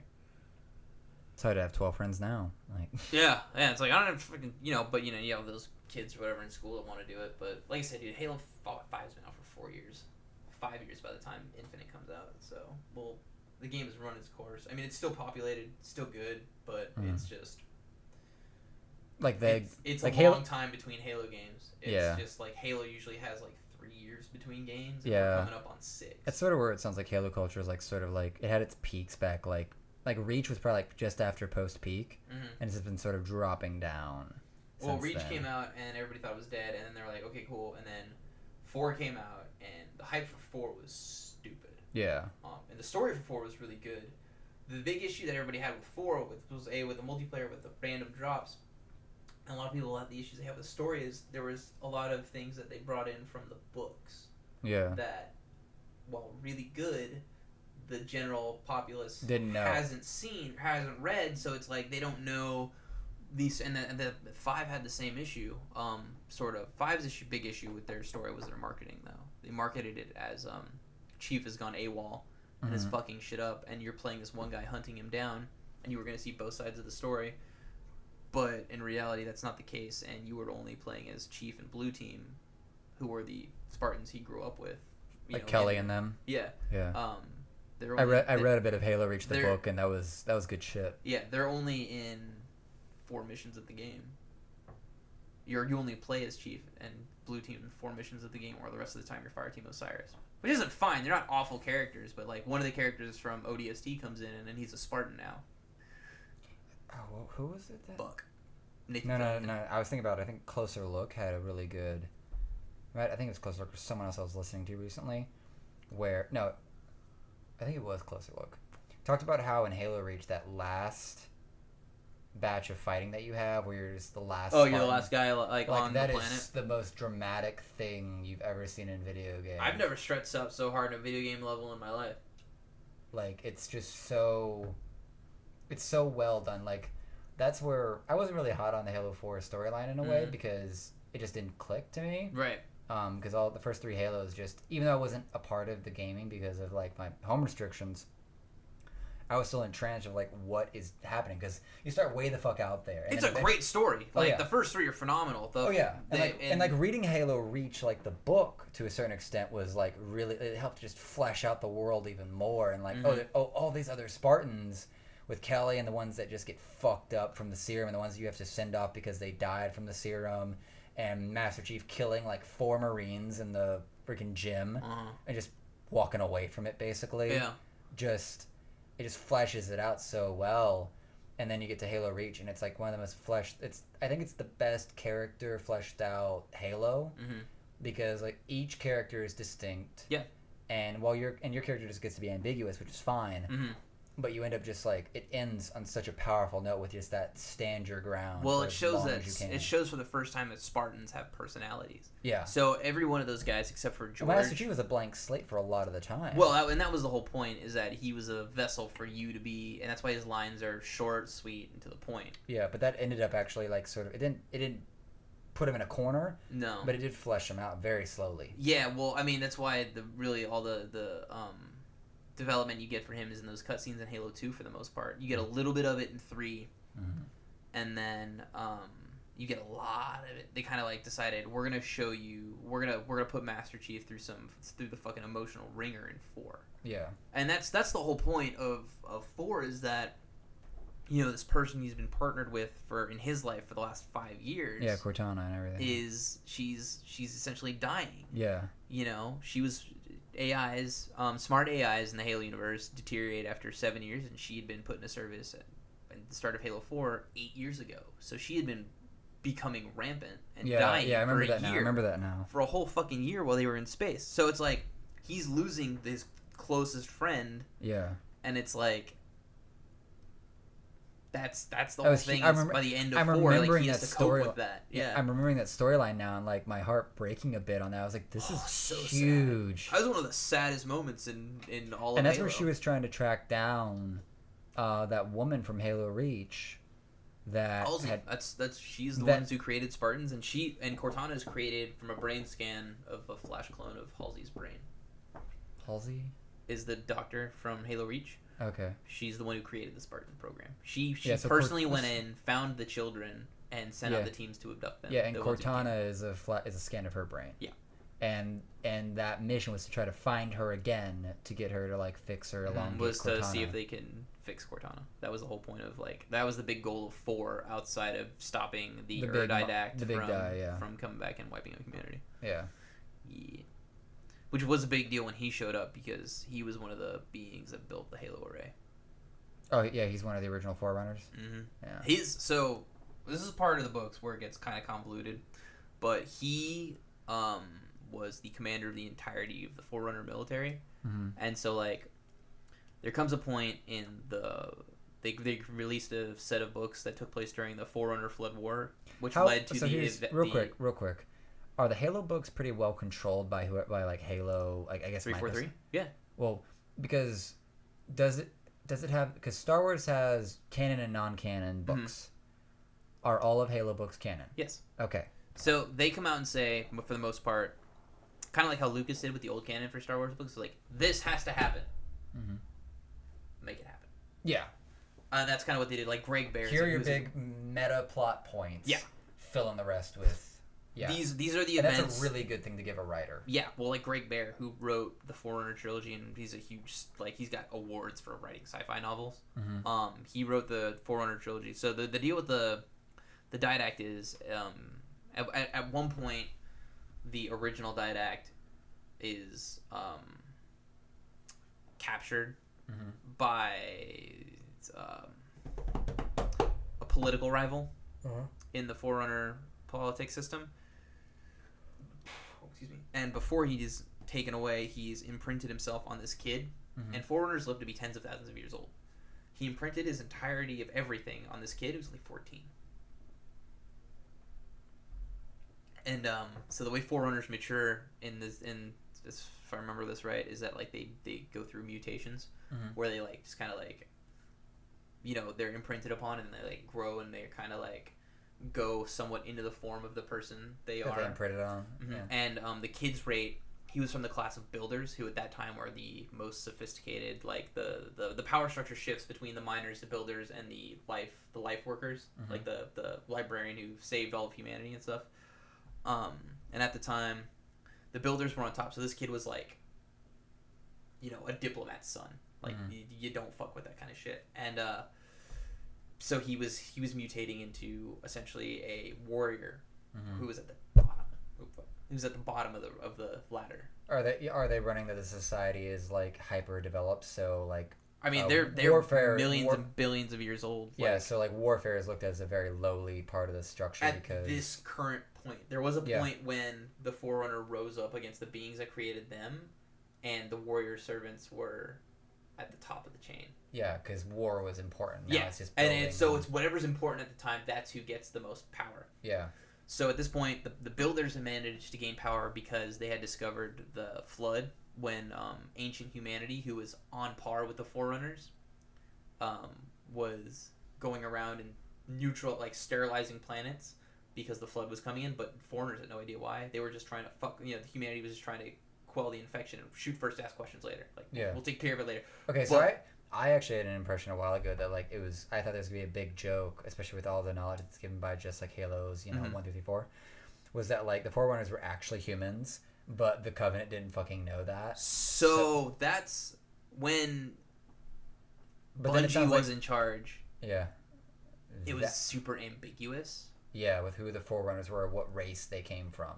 And the only reason it kind of wasn't is there's this little thing that came out before Halo 3 did where there was ancient humanity. They named the character and everything. It's in ancient Africa when they're building that portal to the Ark in Halo 3. That shows up in Halo 3. There are the machines building it. So you kind of get a sense of, well, if the Forerunners aren't humanity, who are they? And so in what comes in later is that in one of the novels, I think it's Contact Harvest, which is where the book where the Covenant finds humanity, is that they have this thing that identifies relics and stuff with a certain symbol, and they find a human colony, and all of humanity is labeled as the Covenant are reading the symbol wrong. They read it as reclamation, but there's a Forerunner AI in their ship that translates it like an oracle, which it's a relic from the Forerunner Flood War, who turned on and then was recaptured and reprogrammed to reserve the Forerunners, called Mendicant Biased. He like screams out and starts to activate the ship that you see in Halo 2, that you fools have been misinterpreting my signs for so long. This isn't the symbol for reclamation. This is the symbol for reclaimer, which is what humanity is labeled as. A reclaimer of like the universe? The Forerunner's mantle. So of all things Forerunner. So like the Forerunners create a bunch of shit and humanity's just like lined up for like millions of years to become like the next thing. And the Covenant don't like that. They think the Covenant, that the humanity are those left behind from the Great Journey, which is when the Forerunner activated the array and disappeared from the universe. What was the array? Was that just a portal off to another part of the universe? Or No, so the Halo array was originally 12 Halos that were spread throughout the galaxy, and when you activate them, their effect overlaps and amplifies. And what it does is it wipes all sentient life forms from the galaxy. So anything that has a conscience or anything that has enough biomass to feed a flood spore. Oh, okay. That's more. So that's because the Forerunner couldn't kill the flood, so they were going to destroy its food and try and starve them out. That was the grand plan. So what they did is they archived as many species as they could to the greater arc or the lesser arc, which was very, very outside the galaxy. I can't remember the exact measurement they put into the game. And then afterwards, they reseeded the galaxy after everything was wiped out. Didn't Master Chief go through the Ark at some point? He did. He went through the portal. The portal in Africa led to the Ark, and it took him 2 weeks of slip space travel to get there. Okay. Yeah, that's where it's that's where that universe is just. Oh, it gets ridiculous. Yeah. Boy, let me tell you. Good books though. The books are, especially the ones written by Eric Nyland and Greg Bear. I kind of need to throw that down on like my reading list. The first three, Fall of Reach. You live in Orange County? I live in Brevard County currently. I live in Cocoa Beach. Oh, you're out there, but rough. I am. So right now I'm borrowing I'm borrowing a friend's like Orange County library library card, and that basically means that I get relatively unlimited access to their audiobooks. Oh, nice. For free, basically. So I'm just like really enjoying that one. I pirated all mine back in the day because I'm a dirty little bastard. But whatever. Would you pirate the actual books or did you audiobook all the Halo books? I did both. Okay. It's a pain in the ass to read them off my phone, but yeah, I did it. Pain in the ass, but you're probably like entrenched on that shit too. Yeah. No, but like I said, that's what I did with all the Star Wars books. I pirated the audio files for them. I read them all. Or listened to them all. It was good. Yeah, no, so the first three Halo books are The Fall of Reach, which are Chief's origins and all of the Spartans' origins. The Flood, which is the novelization of the first game. And then First Strike, which takes place immediately after. I think I read The Flood. And I remember reading it going it's like... funny. It's like they gave Chief a really good witty personality. Yeah, and they showed that he was exceptionally pale. I'm like, well, we got that nailed down. Yeah, because he never leaves the fucking armor. Yeah. Yeah, pretty much. It's a good universe. It's very, very vast, and there's a whole lot that goes into it. I think it's one of those where it's unfortunate that they've keep trying to do movies. I like the stuff they put. The only thing I didn't like was Nightfall, which came out with Halo 5, but I thought Forward and Dawn was a good first step. Mm-hmm. Because while Master Chief was in it, he wasn't the focus. Yeah. He just shows up 3 episodes in, which works out really well. It's during the start of the Covenant War. Mm-hmm. So it's just focusing on like soldier characters and students at a military academy. Yeah, and it's not cheesy at all. Like it's pretty straightforward and pretty serious. Like I mean, there's 4 episodes, 5 episodes, and they're 20 minutes. And does it entrench the sense of dread of like humanity versus this giant mass of fucking Covenant? Yeah, because the Covenant show up at this military academy. It's all fucking students, and they just come in and they start wiping people out. There's an elite shows up. Yeah. You know, the hallway is fucking trashed. He's cloaked. The only thing you see is the energy sword. And so it's like a horror scene. And then all of a sudden, like, a knife shows up in his neck, and then there's Chief. And it's I think I remember that. Like, they drive away on a warthog, and it's all in flames or something like that. Yeah. I think I remember seeing it's fucking crazy. But yeah, dude, it was really good. They did that. They've done the Halo Nightfall thing, which was okay. That was to introduce the character that shows up in 5. The main squad leader for that. That's alright. Then they did the motion comic thing for Fall of Reach. It's on Netflix, but it only encompasses like the first half of the book. It doesn't actually have anything to do with the Fall of Reach. Mm-hmm. It's dumb. They then Bungie also did a bunch of animated motion comic stuff back in the day on Halo Waypoint. Those are all online. They're actually really good. They took a lot of the short story, like they did short story books. Mm-hmm. They did a lot of those. Nice. And they animated those up, and they're really good. Nice. Oh, and then they did the animated thing, like kind of like the Animatrix. They did the anthology of stories they gave for Halo Legends. That was really good too. Nice. Yeah. That came out in 2009. Yeah, because I was in college. Have you watched all of Game of Thrones? I did. The question I'm going to run here is that do you believe that Halo is as complex and enriching as Game of Thrones is, like in its full capacity? So I haven't read Game of Thrones, so I don't. I haven't either. I know there's a lot in the books that's not in the shows, and I feel that's a hard question to answer, not having experienced both. Yeah. There is a lot in the Game of Thrones universe that needs to be explored in terms of backstory, like the fall of Valyria, Balon, or Balerion, the Black Dread with Aegon the Conqueror. Mm-hmm. You've got, the start. You've got the long night with the start, the origins of the Night King and the Walkers. You've got there's so much you could do. Yeah. You've got Dunk and Egg. You've got. There's just so many stories, and of all the short stories and all that stuff. There's so many different areas you can go to and do if you want to do shows or other books or whatever, or miniseries. But then comparing it over to Halo, is Halo just far more linear in its design? Because there's the games are. But the books jump all over the place. There's no solid line of when the order the books have come. The books have come out with stuff and. Yeah, because I remember there's one that actually followed like Callie going. I think it was Onyx or something like that. Ghost of Onyx takes place with the rest of Blue Team during the events of Halos 2 and 3. And then it gets resolved afterwards while Halo's Chief is frozen in cryosleep, drifting off into the events of Halo 4. Yeah, because there's that 4-year gap. Yeah. So all that stuff takes place during that gap. And there's books there's books that happen all over the place. They're everywhere. So it's a much more expansive universe, I think.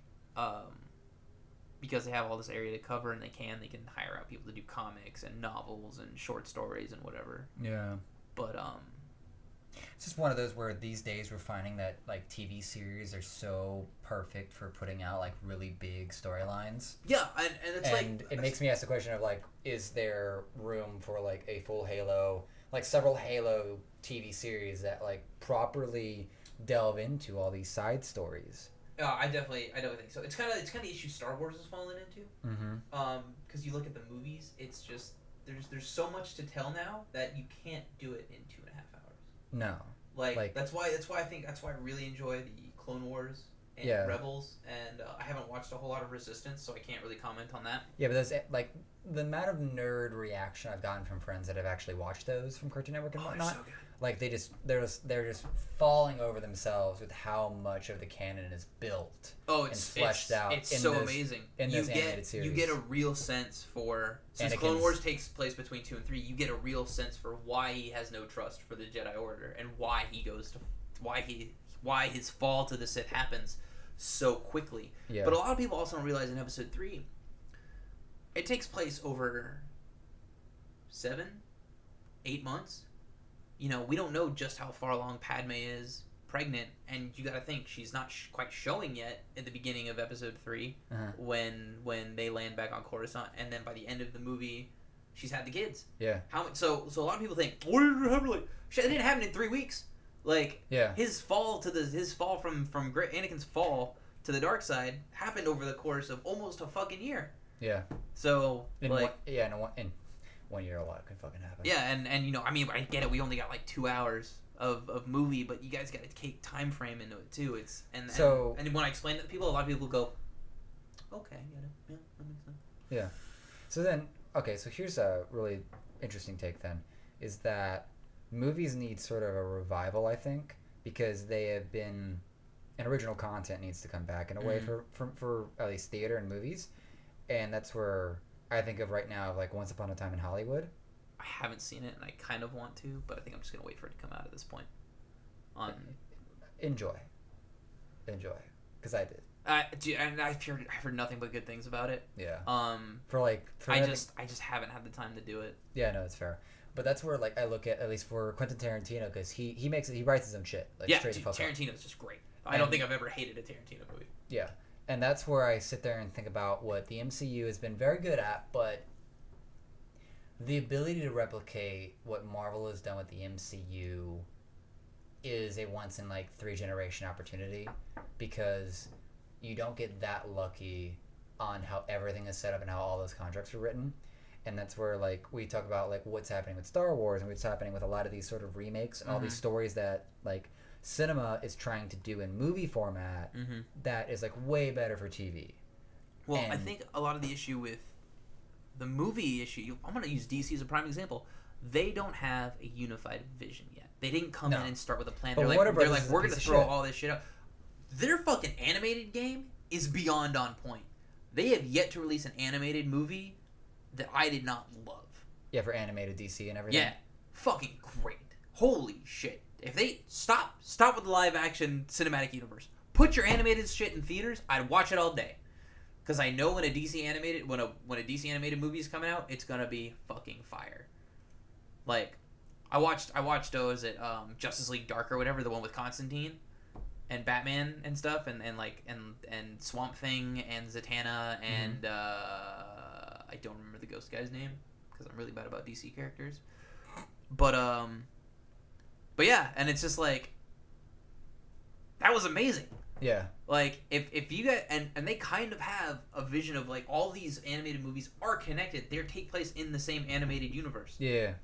Just do that. Put it on the big screen, like, or don't, and make your online service a little more accessible. I think it's like $15 a month or whatever. A little pricey, but you get everything. Yeah. Well, and that's the DC's animate or the DC's cinematic universe right now is lacking. It's lacking like the vision.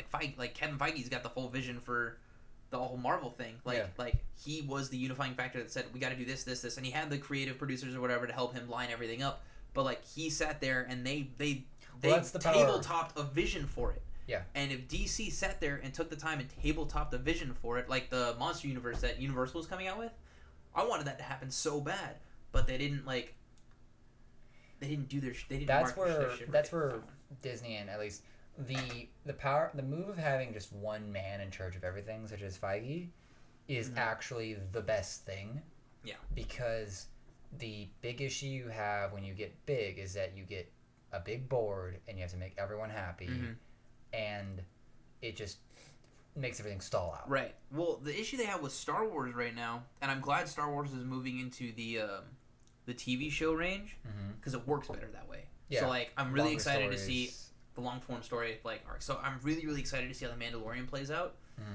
And then as soon as I think the first couple episodes of the Mandalorian plays out and they figured out, we're getting a Kenobi series. We're not getting a movie. We're getting a TV show because they essentially scrapped all the movies they were gonna do. Like a proper series of him, like Clone Wars aspect. No, like post Clone Wars. Like post Fall of Anakin.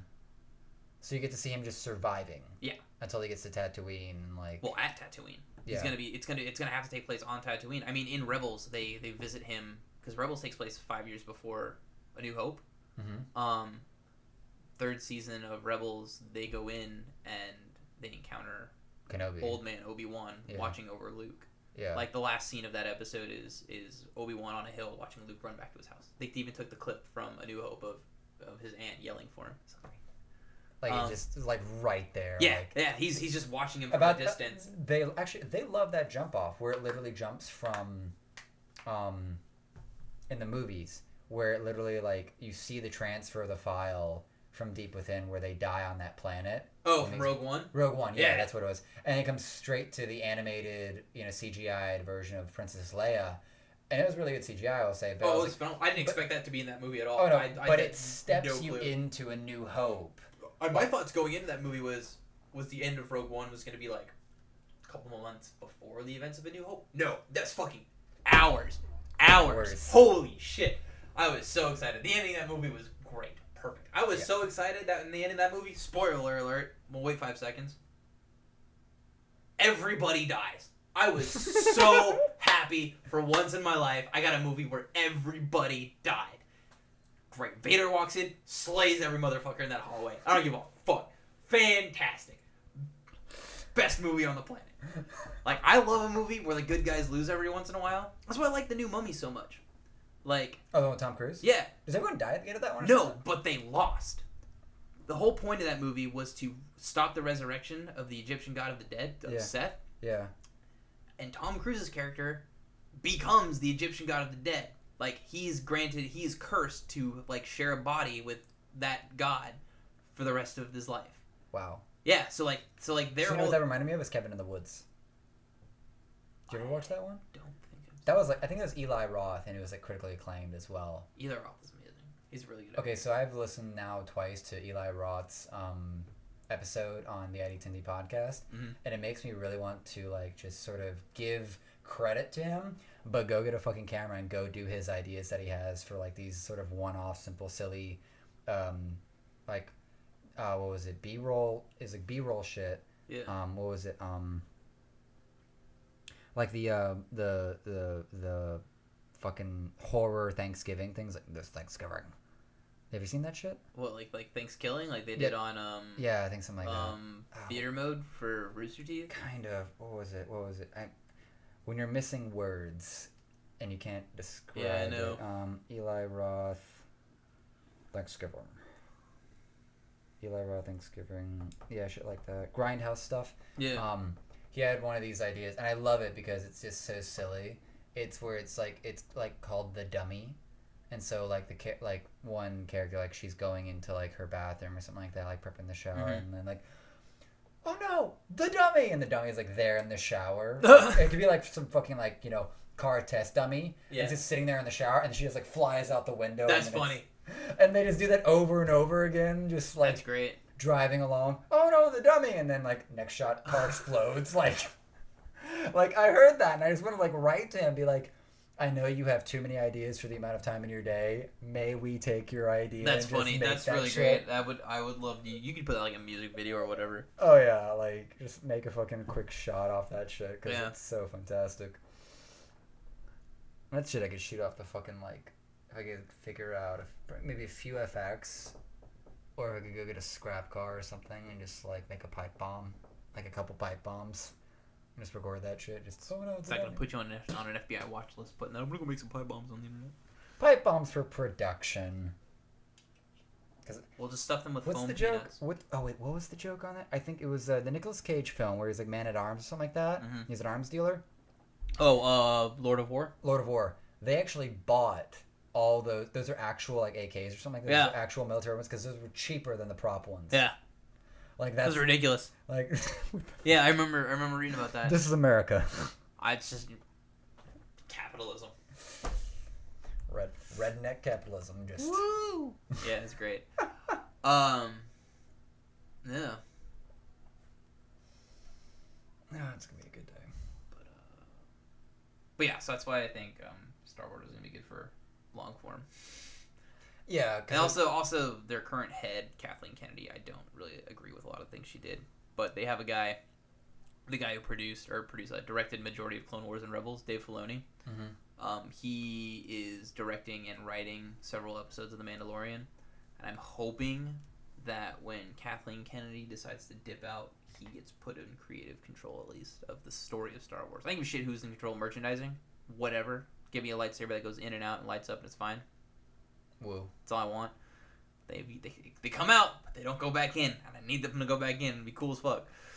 But, fully retractable lightsaber. Dude, you kidding me? How cool would that be? Who wouldn't want one of those? Have you watched the shit where they actually have, like, legitimate fencing with lightsabers? Yeah, and the combat sabers? Mm-hmm. Bro, I looked at some custom ones, like, to get that were combat ready. Like, they're expensive, but, like, they look so good. Yeah. Oh, my God. Really, it's all in the blade. But, yeah, dude, the saber training camps and stuff, I've looked into it. I've legitimately considered, like, going to France for a weekend and, like... Okay, that seems ridiculous that it's happening, that there's, like, saber camps in France, but not in America. Well, I mean, that's, like, fencing capital of the planet, I guess, but, like... That makes sense. But, if that comes to the United States and praying to Florida, like, I'm amazed right now they don't have a saber training academy, like, a legitimate, like performance saber thing for Disney right now. Yeah. To, like, train people to do it and put on, like, saber fight shows. Yeah. I'm legitimately... Hey, Disney, you take this idea, I want my royalties. Like... I know you got the money, bitch. Like I'm honestly amazed they don't have like a lightsaber fight performance or reenactment of all the saber fights from all the movies put on a stage, kind of like how they did the Indiana Jones show thing. Okay, so here's a good question then. Like that would be so cool. Is there a top saber fight that's not Darth Maul in your mind? Yeah. The end of episode 3 when you have Obi-Wan versus Darth Vader. Oh, versus Anakin there on Mustafar?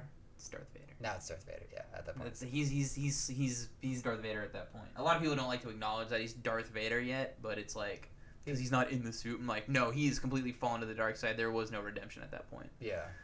He is Darth Vader. Yeah. Was it? It's Darth Vader pre-suit. People don't like that. I like that. So...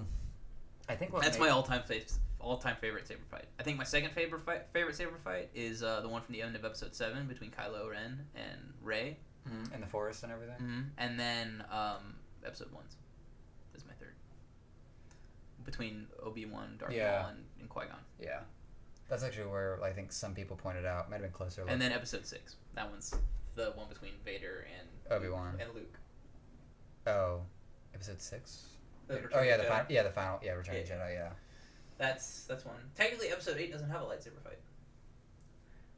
Rey and Kylo don't fight each other. They fight the, Oh, yeah. That's an amazing combat sequence. Not a lightsaber fight. Yeah, that's the funny thing. I remember watching that, like, this is actually the best thing I've seen. This is the best new thing out of Star Wars ever, because... It's phenomenal. And I'm so mad I can't quantify it as a lightsaber fight, because it's not saber-on-saber action at all.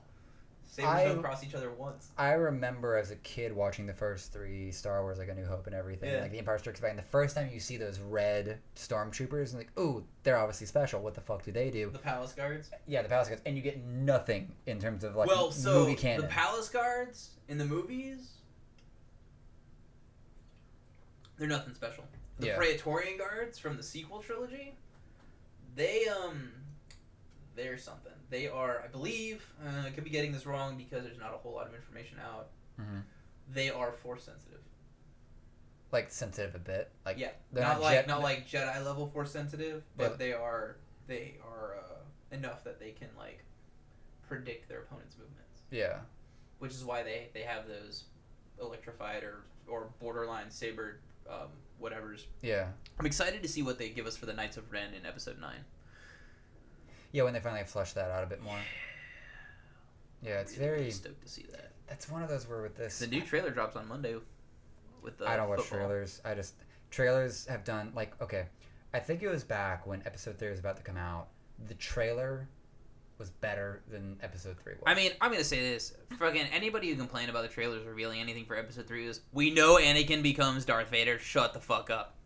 I've actually had to get into that fight with somebody before, but the last trailer they had that came out for episode 9, nothing. It was just all good glory shots. Yeah, there's yeah. no shots. Yeah, I couldn't on avoid anything. that trailer. Yeah, like the only sort of spoiler they give out is that like is it Sidious?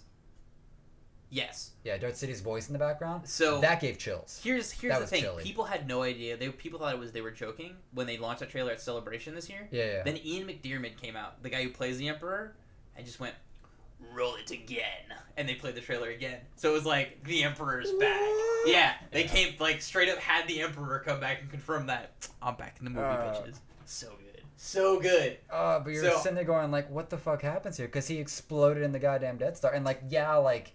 Fucking Yoda like rematerializes and Luke rematerializes out of the Force and stuff. Since the only things that were considered canon after the wipe were the movies and the shows, in the end of Clone Wars, before they decided to bring it back and finish it off next year, Yoda goes to the Sith homeworld of Morabon. Mm-hmm. That's right. That's what they renamed it. That's what they renamed it to. That's the main Sith Nexus. I was just like Nexus, or... Yeah, that's just where the Sith Empire originated from, like the species. Mm-hmm. There's originally a species called the Sith, and then it became a religion, like the dark side of the Force. And Darth Bane's ghost is there. His spirit, similar to a Force ghost, but not really. There's different properties that go into it. Break down Darth Bane. Darth Bane is the creator of the Rule of Two. Uh-huh. One master, one apprentice that the Sith follow. It's why they were able to survive for 1,000 years without being seen until the events of Episode 1. Yeah. But there's another theory I roll in with the Rule of Two. Why the Rule of Two equated to them being able to overthrow the whole Jedi Order, because there's only 2 of them, hard to find, but all the dark side Force. So that's the old school route behind it. Like the balance of Force equals all the dark side. All the dark side flowed through those 2. However, they weren't really the only 2 Sith. So there are a couple of ways to look at it. The Banean Sith line, which was the Rule of Two, one master, one apprentice, was the most prominent. There were other dark side Force users out there. Yeah. But none as focused in the dark side as the Sith were, because Darth Bane was the true last member of the Sith, because he wiped out the rest. He took all that power for himself. Was he just under the impression? Did he just have that mindset of, if there's no other Sith, then all the dark side has to flow through me? No, it was just, we're losing this war and I'm going to survive. So he found this technique called the thought bomb, which is aneurysm in people's heads. Pretty much, he wiped out an entire planet of Jedi and Sith, and he was the last one standing. Did he just do it in one shot, or just all Force users that were on that planet area just gone? Wow. Yeah, it's in those Darth Bane novels. Towards the end of the second one, if you give those a listen. It's fucking nasty, dude. Dude was not somebody to fuck with. Apparently, they're thinking about casting Dave Battista as Darth Bane for the TV series. Does it require acting chops to play that character? A little bit. I mean, he starts out as a brutish miner, and then, but Dave's got fucking hella acting chops. Like, did you see Blade Runner 2044? Oh, Battista was in it? Yeah. Did not know that, no. So he was a character in the beginning of that movie, but they also did like a 20-minute short that leads into it. Uh-huh. And huge, fucking ridiculous. Great. Well, although Drax isn't like a big role in Guardians of the Galaxy, it's a character that like you fall in love with because of just how Dave's performance is like so committed to that stoic, dry personality. He was also in James Bond. As a villain? Mm-hmm. Not a main. He was a lieutenant, but he was in a. I might have spotted that. Skyfall. I think he was in Skyfall. Skyfall was good. It was either Skyfall or was Spectre. I can't remember. No, Skyfall was good. That was intense. But yeah, man has chops. Man can do it. He's I think he's about on par with The Rock. You know, like he could definitely do it. Well, him and John Cena are sort of like playing out their stuff to like, because I think Cena is finally retired from actually wrestling. Yeah. So he's still a company man. Like What was it? The one interview that John Cena has like on ID10T has me giving just so much respect for that dude, and also it made me have respect for WWE and like wrestling as like an art form. Yeah. Because it's improvised with extreme consequences and extreme acting. 100%, dude. I have the like I didn't really appreciate wrestling growing up. Like I didn't give a shit. I was just like, oh, this is bullshit. Like it's all fake. It's like it wasn't even that. I just didn't care. But like I go back looking at it and like these guys are A, like they're acting this out, but B, they're risking their entire fucking body. There is no stuntmen like doing these things. Like they are actually pulling off these stunts, and if they're off by even a little bit, they can fuck the other guy up immensely. Yeah. Like so, yeah, dude. Utmost respect to that. Like yeah. Like that's fucking killer and crazy and amazing. Yeah. It's exceptionally dramatic storytelling. It's like here's D&D, but with actual physical contact and a ring to fuck them up with. Yeah. It's like. Hit him with the chair. Well, okay, Bill, you gonna be all right after this? Do it. You know. Well, there were some that actually had like razors like pocketed. Mm-hmm. They would just like nick themselves to like fake the blood out. Yeah. It's just like you're cutting yourself for your art form. Like, what else do you fucking want? Like, I know. Jesus it's like, Christ. What kind of levels of dedication do you need to make it bigger around here? Like Jesus Lord. Was it that had that damn story? Someone had a. I know it wasn't Undertaker. I just can't remember. Yeah. Yeah, I have no idea. Well, that'd be crazy if they actually jumped into that with like Battista actually playing like that big of an arch fucking villain. His character arc is he goes from nobody, rises up the ranks of the Sith militia. They discover he's force sensitive. They bring him to the academy.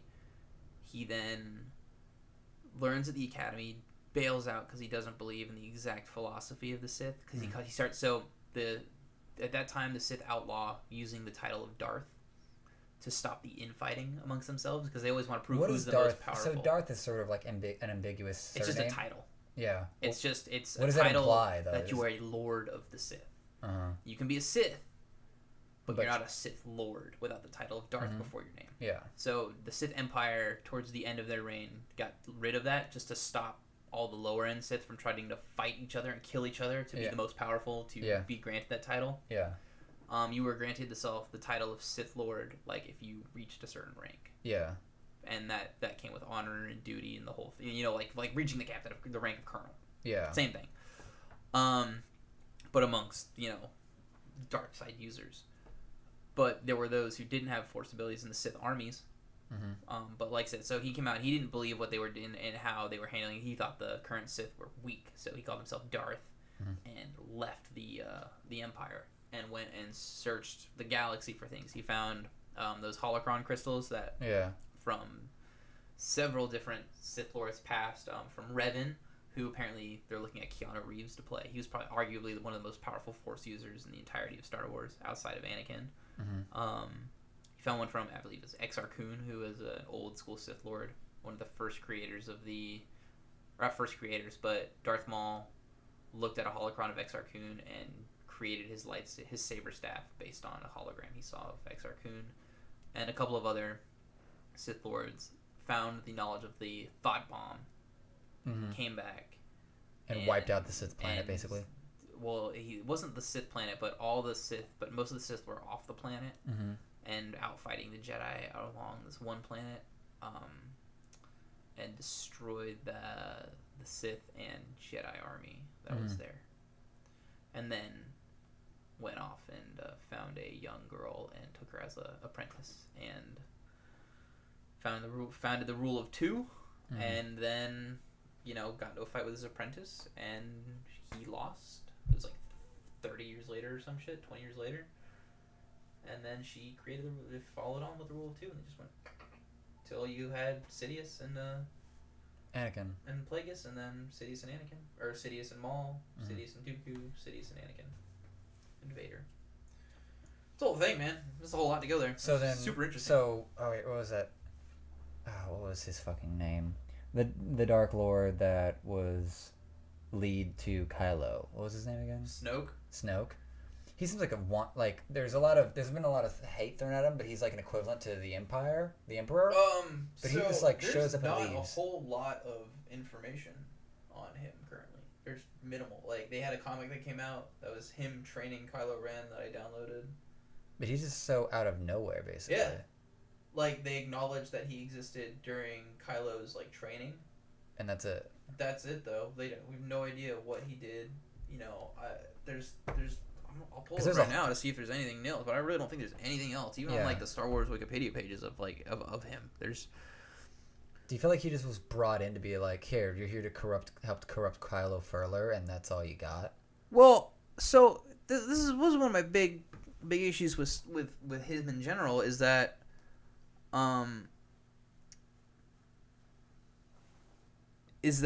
like, okay, so they did episode 7. Mm-hmm. They introduced the Knights of Ren. Yeah. Rey had her Force vision. Yeah. They introduced Snoke. And then they kind of like this is a part of that whole having a unifying vision to go across these stories. Yeah. They went from one director to another, but back to JJ. And I have very little hate for The Last Jedi, other than the whole Canto Bite sequence where they're on the planet with the gambling, whatever. Yeah, that whole sequence had no business being in that movie. It was utterly pointless. Just did nothing for the movie. Yeah. Other than that, movie was great. Like I don't care what people say. I understand like that the way Luke is in that movie. I get it. Well, the director also like pulled out like a book that explained like this is an actual Force thing that's deep in lore, of like him actually being able to do this. Yeah. From across the universe. It's like it's a legitimate thing to do. There was one theory I saw online where someone actually like Rey is asking like the Force nexus there in the dark pool on Luke's island. Oh, yeah. And she's like, who are my parents? Mm-hmm. And the guy's like, well, maybe this is like Han and Chewie, because it sort of looks like that. But then it shows like this forever like repeat. Mm-hmm. But they're not reacting like a reflection should. They're reacting like in a slight delay. And he's like, well, let's go back to Force Unleashed. Is Rey a clone? Mm-hmm. Well, that's the thing. A lot of people think. Yeah, see, there's nothing in here. A lot of people think Rey is like a clone of Palpatine. Like, thinks Palpatine was like trying to make a clone. Or so in old canon, Palpatine made clones of a sort to where he could infuse his essence. Mm-hmm. And Force essence is a thing similar to a Force ghost, but not really. It's where you can leave your body if it's dying. And Bane played around with this for a little bit. Kind of like Xavier and X-Men thing. Yeah, kind of like you leave your body and then go into another body, and there had to be a wound on your opponent or whoever you're trying to, and you would go through the wound and take over their body or whatever. Yeah. I don't remember the exact explanation they had for it, but that was in the old canon. So same thing is that Palpatine made clones of his body or whatever, and if he was going to die, he would jump over. So yeah, thoughts are she is something similar, which would explain why she was so powerful with the Force right off the bat. Yeah, minimal combat training, needed to whoop Kylo's ass with a lightsaber. Yeah, all sorts of things. Well, that's also but that's a lot of people I think just trying to explain it away when it's like, if you look at Episode 7, she was already proficient. Like Rey was already proficient with a staff. Yeah, she's already combat ready. Like she's not. Useless. Her strength in the Force escalated quickly. Yeah. But then again, Luke's did too, kind of. Like, he went from picking up a lightsaber and deflecting bullets with the blast shield down from that training droid to taking off his targeting computer, using the Force to destroy the Death Star. Yeah. In the span of, a week? Yeah. Rey did something similar. Yeah. So, I'm not... whatever. It's... I think it kind of goes in that same vein where she is the sole light side user in the entire galaxy. Yeah, and so all the Force can kind of channel into her in a way. Yeah, that's what what made sense. And that's the thing I like about the new movies is that they're taking away from the explanation of the Force and the Jedi and stuff, which like the prequels were doing. They're kind of they're mystifying it again. I like that a lot. I like how it shouldn't be quantifiable with midichlorians or whatever. Like, yeah, here's a random thing that was thrown in that, at least for me at the time, I was like, oh, there's something that actually like bases this. It's I don't mind. I look at it now and I go, okay, I get it, but I wish it would have been done differently. Like your amount of midichlorian shouldn't define how strong you are in the Force. Although technically it's true. Like to a degree, Yoda could have whooped Anakin's ass any day. Yeah. Like, to be fair, Yoda was like 850 years old by the time, or 880 by the time Episode 3 rolled around. So take what you will. But like that's why Anakin was like, you know, he had 1,000 times more concentrated midichlorians than any other Jedi in existence at that point. He was prophetic. He was a virgin birth, as his mother told. Well, you know, Sidious and Plagueis reached out to the Force to do some fuckery in the Plagueis novel, and then the Force reacted and said "fuck you" and created Anakin. Okay. I want to hear about that. I mean, that's it. That's. They just did some experimentation. They reached out. Yeah, they reached out in the Force and were trying to create a being, I guess, or some sort of.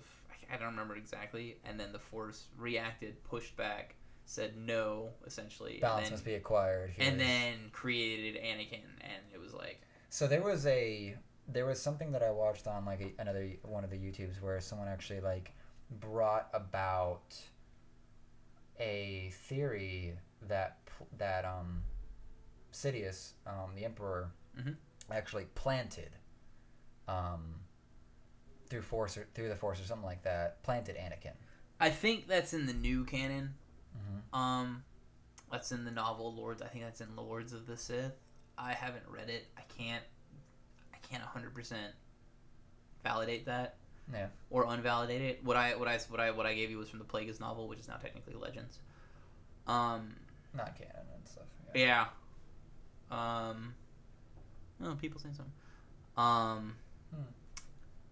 So I can't. Like I said, I can't really like fight that. I don't know enough about the new 100% about the new canon. There's a lot of it now. In the last 7 years, they've had a lot of stuff come out in terms of books and comics. Fuck yeah, Revan? Yeah, Revan. Was that one of the Darths? He was one of the top Jedi during the Great Hyperspace War with the Mandalorians. Okay. He slayed the leader of the Mandalorians. It took his helmet or his mask, which was like a big deal to Mandalorians, and hid it. And then he went off with his apprentice to find why things were kind of getting fucky on Mandalore. Found the Sith Empire hidden out just beyond the Wild Reaches. Came back like 2 years later because people were like, what the fuck happened? With a Sith armada, and that starts the Knights of the Old Republic games. And then later on he is captured, his mind is wiped, he comes back to the light side, he slays his apprentice, and then goes off to find the Sith Empire again, but with the knowledge of this shit happened, I'm gonna go fuck it up. And so he's arguably one of the most powerful, because he managed to master light and dark. He's arguably one of the most powerful Force users in Star Wars as well. He's right up there with like Anakin and Yoda or Anakin. No, just pretty much Anakin. Like I think him and Anakin are the top two. Well, I think I remember hearing from a friend who had read through that in that scream that happens in episode 3 when he comes finally full suited off the table, that like he's focused, like Darth Vader is focusing all of his ability and power to try to kill the Emperor, who's standing right there and can't. So they released a comic line a couple years ago strictly on Darth Vader that starts up during that scene. Yeah. He's just angry. And so he pushes out with the Force, and he pushes Palpatine back. He's just pissed off. Yeah.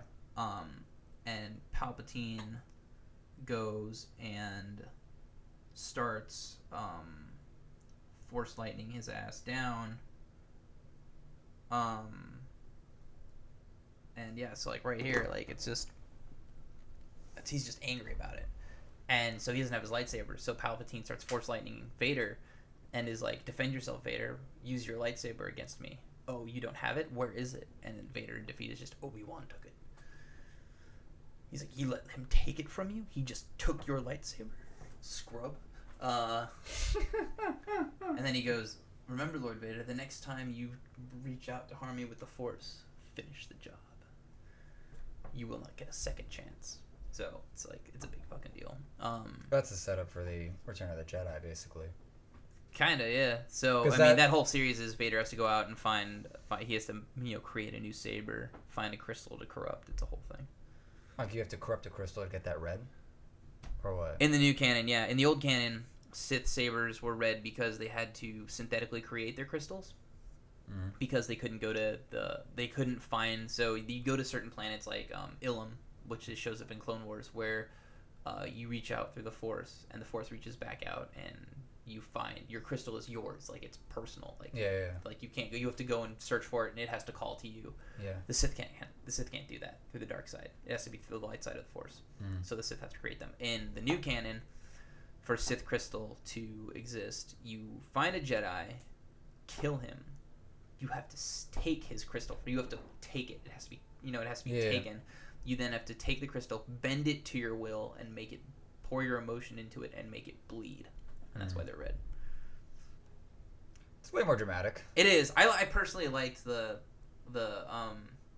synthetic crystal idea because they pull that up in Return of the Jedi.